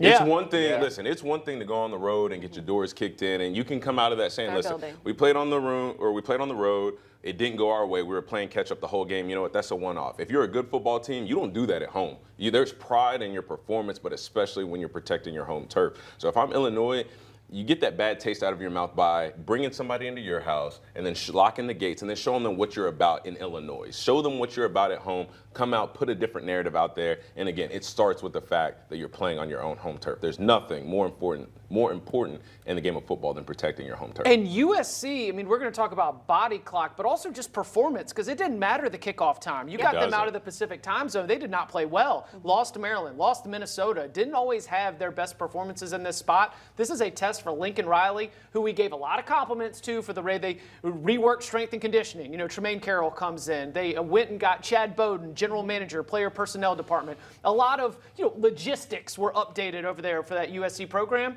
Okay, what's your travel schedule look like? Because what you had last year, that did not work for the best performances. Just the main thing is the main thing. It's about showing up, playing football games. Listen, I know we have a job up here as media to create narratives sometimes and talk about things that aren't the main thing. But if you're listen to Lincoln Riley, listen to Lane Kiffin. Your job as a head coach is to create an environment at practice, through routine, through workouts, to where it doesn't matter what time you play. It doesn't matter who you play. It doesn't matter what brand of football you play. As long as you show up and play your style and you compete and play at a high level, you should be able to take care of anything. So please, I'm tired of hearing about body clocks. I'm tired of hearing about time zones. You know what somebody told me one time? Excuses like flies, I do despise. The more I hear excuses, the more I like flies. I love it. USC is one of those teams that Sportsline projects will be in the college football playoff. And speaking of, every game right now is like the college football playoff for Notre Dame. Every single one is a must-win. But my big question, Damian, will we see any defense in this game? No. No? Well, I'm gonna be nice and say I hope so. Right. I hope so, because these are two programs that they've got the talent to be able to put up competitive defenses. But we obviously have to look at the offense. For Arkansas, it's going to be Taylor Green. He's a dual threat quarterback that can really do a lot of things well, and he's that talented quarterback at a program like Arkansas that dethrones Notre Dame, that dethrones teams that are looking to make the college football playoff. And then on the other side of the ball, we have not heard a lot of noise from Jeremiah Love this year. I know he's coming off a good game, but I want more touches. I want to see the ball in his hands more, especially with a young quarterback, especially with a depleted receiving core. Like Jeremiah Love, we talk about the other Jeremiah and Jeremiah Smith. Jeremiah Love is the best running back, or the best running back in college football. They need to treat him like that, and then this Notre Dame momentum will start to pick up. Yeah, Arkansas playing at home. Bow season opened up, so a lot of season ticket holders trying to decide whether you're going to get out there and hunt or be in the stadium. And we'll see what the home environment is like. So a lot of the conversation you made, they have to win 10 games in a row. They have to run the table in order to have that playoff conversation. They better make sure they win one game in a row. This Arkansas offense is phenomenal. Taylor Green is leading the country in total offense. He's a really dynamic weapon when he has the ball in his football hands. They have to force some turnovers. He struggled somewhat with turnovers. If he plays clean, I think Arkansas wins the game outright. If Notre Dame's defense, they might give up a lot of yards, but they have to create turnovers and get stops in the red zone to win this one. Georgia Tech Wake Forest, big one in the ACC in terms of the opportunity now for Georgia Tech. I won't say why, but I think we know. What do you think about Georgia Tech in this current ACC race? There would be nothing more than the ACC than to have Florida State lose last night and to have Georgia Tech lose today against Wake Forest is almost a 2-touchdown favorite. This is a handle your business game for Georgia Tech. Like, you are the better team. I think you would expect Haynes King to get involved again, but I would like to see the defense manhandle a Wake Forest team, which should be completely overwhelmed today, and don't let them hang around. Establish the tone early, because as we've seen, when you're on the road, it doesn't matter where you're playing, if you let them hang around and all of a sudden that the confidence builds in your opponent, Georgia Tech needs to come out from start to finish with a complete game, and they'll be fine. Georgia Tech has lost 4 of their last 5 ACC road games. On the road at Wake Forest, kicking off here in about 20 minutes. It's time to party. Parlay party, that is. Stick with us. We've got that for you on the other side. You can't count on accurate expiration dates. That is a rookie mistake. Or the kindness of strangers. But you can always count on Sundays with the NFL on CBS, streaming on Paramount Plus. In the Champions League, every picture tells a story, and every great story would you believe this? needs an audience. It's a really special moment. The UEFA Champions League, every goal, every game, live on Paramount Plus. I called this luncheon to squash the rumors and to offer you a warning. The only difference between me and my husband is I'm meaner. She owns the company, but I run it. Situations like this have to come to a head before it resolves itself. So just another day. Just another day, Pop. I'm definitely gonna have to start drinking again. Landman, new season streaming November 16th exclusively on Paramount Plus. It's so loud in here. Oh, man, this is awesome. The power. Oh, my goodness. What a performance. They're underway, and there's a massive clash at City Eye. Superb finish.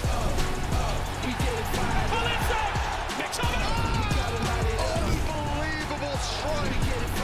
And then surely they score that tornado. Watch Serie A all season long, streaming on Paramount Plus. Everything South Park is streaming on Paramount Plus. All right, everyone, listen up. Every character, every story, every season. That sounds like so much fun! Everything South Park, all seasons, new episodes, and more. Now streaming on Paramount Plus. This could be the greatest opportunity in my life, and it comes with danger. Well, I bet ain't nobody seen that coming.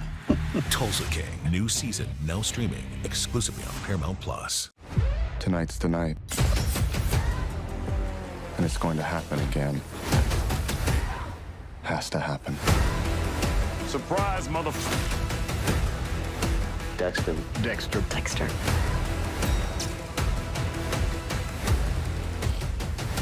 What do you think?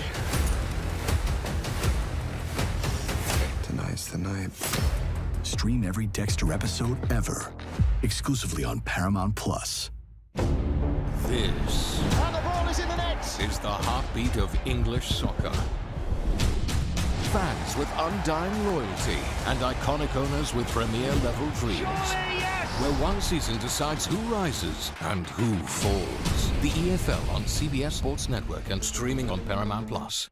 You can't count on Derek's taunt skills. Oh, Tony, I think it hit the ground. But you can always count on Sundays with the NFL on CBS and Paramount Plus. Every week, FanDuel is giving you a 50% profit boost on the biggest college football showdown. That means you can boost your winnings by 50% on the biggest matchup. Download the FanDuel app and bet the big match on campus with a boost right now. Time now for our parlay pick, and I will start us off here. We are presented by FanDuel. I've got the Vandy Utah State over 58 and a half. The Aggies can score points with the best of them. They average over 37 points a game. The Doors put up 100 in their last 2 games. We've also seen Utah State against an SEC defense in Texas A&M, the Aggie v. Aggie showdown. They put up over 20 points against Texas A&M, so I feel good about this. To all the naysayers out there who think that the Doors are going to overlook this game because they have Alabama next week, the Doors don't do that. Clark Lee does not do that. This is a team that just wants to run rampage through whoever their opponent is, and I'm taking the over. I like the pick. Listen, I'm going to join the theme. I'm going LSU, Ole Miss. Over. Now listen, I'm gonna tell y'all something. Lane Kiffin, listen here. I know one thing. I played for Lane Kiffin. He was my offensive coordinator for about a year and a half before he left us. When Lane Kiffin came into an offensive meeting and told us we're gonna score some points this week, you know what we did? We scored some points this week, and Lane Kiffin, outside of just winning the game, outside of the college football playoff, he's got a little extra motivation, and it might just be a little bit personal. So even if it's a one-sided affair, give me the over for LSU Ole Miss. It is going to be fireworks, and if not Lane Kiffin, I'm gonna talk bad about you. Weeks might be a little tired. I really think they put Landry in there. Like, I think she's part of a greater bit, and she's gonna screw with his head. She's gonna be like, I think we should take a break. Like, she's gonna get in his head. Like, Lane's using his daughter. Anyway, I digress. Death taxes Ole Miss team total overs, and death taxes Notre Dame team total overs. Again, I have just barked up this tree since last year. You need every style point you can get if you are Notre Dame, especially against some of these lesser opponents. It's not enough just to cover the spread. It's not enough to just win the game. Over 31.5. This team should be shooting for 50 points every single game here on out. I'm going to the Dame Kins Bowl here. We're going to Alabama, Georgia. Speaking of barking, I don't know if this Georgia pass defense has much bite. I think it's going to be a big game for Ty Simpson. I don't think we need to hit 70 points like we did last year, but getting over 53.5, nah, that line too little. We're going over. Where's Mikey Overs when you need him? He's under the desk this telling all of us because to guess pick what? I have another over. We all saw the whole country in national television prime time saw Indiana light up the scoreboard last week against Illinois, but what they might not have seen was Iowa offensive explosion for 38 points against Rutgers. This game, I do think Indiana might challenge this by themselves. All I need is a couple touchdowns from Iowa. I think we get that. Points today. You gotta be kidding me. I am so excited. Wowzers. 23-24. Pretty good odds. Pretty nice payout if you bet this here. I have a suggestion for what to do when you are betting this parlay, because every week FanDuel is giving you 50% off profit boost on the biggest college football showdown. That means you can boost your winnings by 50% on the biggest matchup. Download the FanDuel app and get that boost right now. There is not much left to be said before our glorious sport kicks off for an absolutely loaded Saturday, but there is one thing left to do. Pick the games. That's next. You can't count on accurate expiration dates. That is a rookie mistake. Or the kindness of strangers. But you can always count on Sundays with the NFL on CBS, streaming on Paramount+. In the Champions League, every picture tells a story, and every great story would you believe this? needs an audience. It's a really special moment. The UEFA Champions League, every goal, every game, live on Paramount+. I called this luncheon to squash the rumors and to offer you a warning. The only difference between me and my husband is I'm meaner. She owns the company, but I run it. Situations like this have to come to a head before it resolves itself. So just another day. Just another day, Pop. I'm definitely gonna have to start drinking again. Landman, new season streaming November 16th exclusively on Paramount+. It's so loud in here. Oh, man, this is awesome. The power. Oh, my goodness. What a performance. They're underway, and there's some massive clash at City Eye. Superb finish. Picks up it. Unbelievable strike. And then surely they score that tornado. Watch Serie A all season long, streaming on Paramount+. Everything South Park is streaming on Paramount+. All right, everyone, listen up. Every character, every story, every season. That sounds like so much fun! Everything South Park, all seasons, new episodes, and more. Now streaming on Paramount+. This could be the greatest opportunity in my life, and it comes with danger. Well, I bet ain't nobody seen that coming. Tulsa King, new season, now streaming exclusively on Paramount+. Tonight's the night. And it's going to happen again. Has to happen. Surprise, motherfucker. Dexter.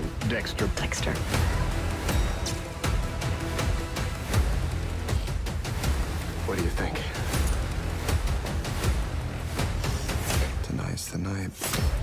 stream every Dexter episode ever, exclusively on Paramount Plus. This And the ball is in the net. is the heartbeat of English soccer. Fans with undying loyalty and iconic owners with premier-level dreams. Where one season decides who rises and who falls. The EFL on CBS Sports Network and streaming on Paramount Plus. You can't count on Derek's tong skills. Oh, Tony, I think it hit the ground. But you can always count on Sundays with the NFL on CBS and Paramount Plus.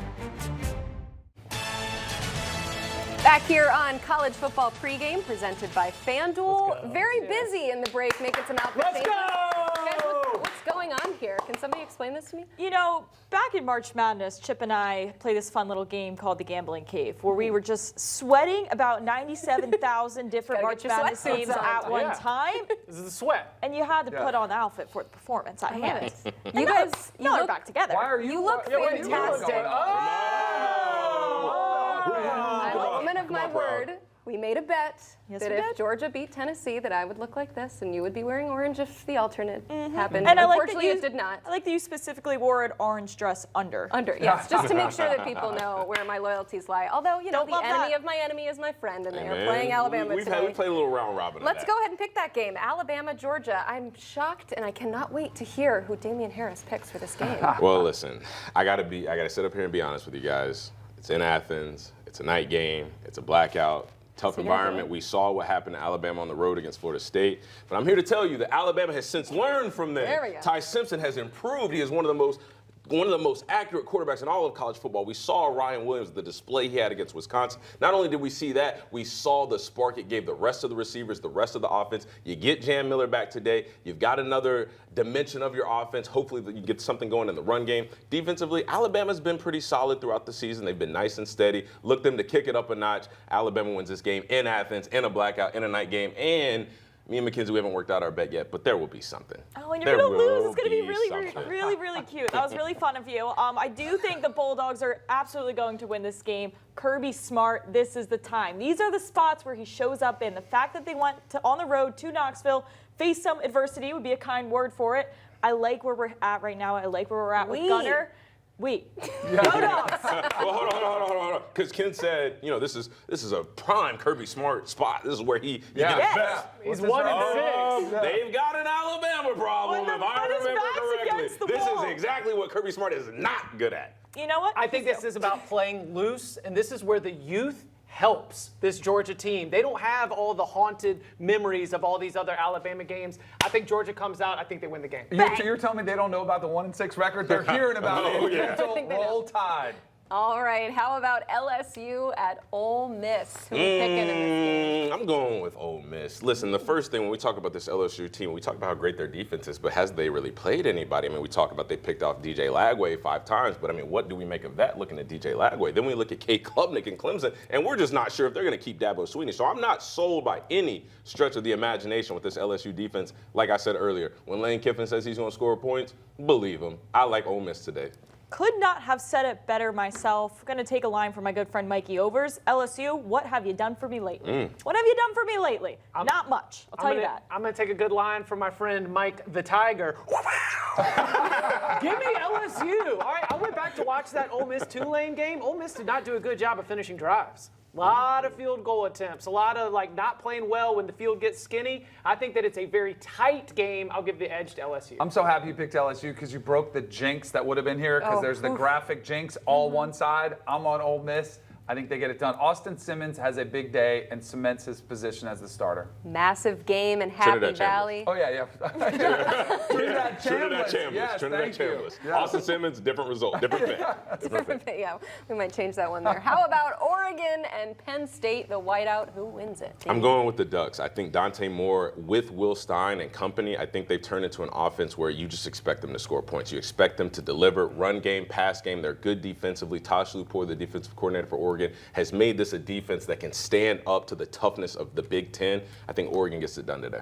I'm with you here. I mean, we'd always talk about James Franklin, how he doesn't deliver for the big games. And we've talked about, too, Drew Aller. I'm not that impressed with him in these big games either. Until I see him show up and James Franklin show up together at the same time, I will be taking the Ducks. I think Dan Lanning might be one of the best coaches in college football right now. Yes. And I think his ability to get this team mentally prepared for the environment is the difference. I've got the Ducks as well. The Ducks are what, 3.5-point underdog? Yep. I like the Ducks with the points, but I like Penn State to get it done. Dan Lanning, as great as a coach he's been, and we talked about James Franklin's record, he hasn't been great on the road either. So this is a tough spot for Dante Moore. I'm going to go with the whiteout. I'm going to say Penn State leans on Oregon, gets a lower scoring win today. I feel like you're very conscious of not having the graphics jinx at the bottom of the I'm over screen. here on DK Island all the time, too. I like being on my island. I'm interested to see if you're still on this island for the next pick between Ohio State at Washington. Start us off, Damien.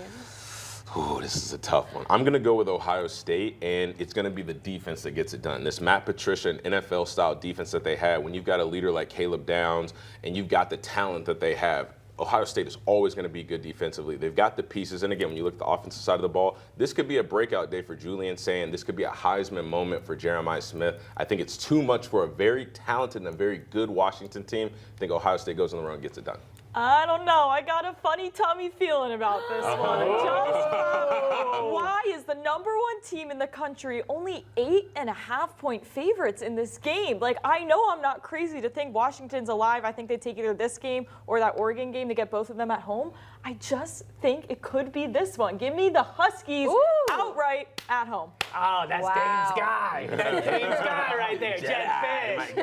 I'm going to go with Ohio State here. And Dame, I agree with you. I just think this defense continues to impress me. The Silver Bullets are back. They were really the secret sauce to the national title run last year. And even after all those players went to the NFL, they've been a next man up mentality. So Ohio State takes the defense on the road and wins in Husky Stadium. I'm curious to know, because I don't know Noah where our producer went with the graphic here, because I gave him Washington plus 8.5. I love him with the points, but you know what? Can you just? I'll just go ahead. Yeah, come on, tell we'll us? go on DK and Ken's Island today, because I'll go there with you. I like Washington too. This is Julian Sain's first road taste, 22 straight games they've won at home. Damon Williams, the legs, the surprise angle of that one. If everything's covered, he makes some explosive plays. I think Washington gets it done. Fun game. Let's go. Fun show today, too. Thank you guys so much. I'd like to apologize to my friends and family for how I look right now. But get excited for this one. It's big time on CBS. Ohio State at Washington. The desk here is split, which means you need to tune in at 3:30 on CBS and streaming on Paramount+. And at the end of the day, when all the action is over, Chip Patterson, give me your best promo for the Cover 3 podcast tonight. Go. At 11:30 p.m. Eastern Time, youtube.com/cover3, you, us, and thousands of college football fans will gather together at the tailgate to chop up what was an epic day of college football. Love it. Thank you for watching. We got more HQ on the other side. A lot to talk about today.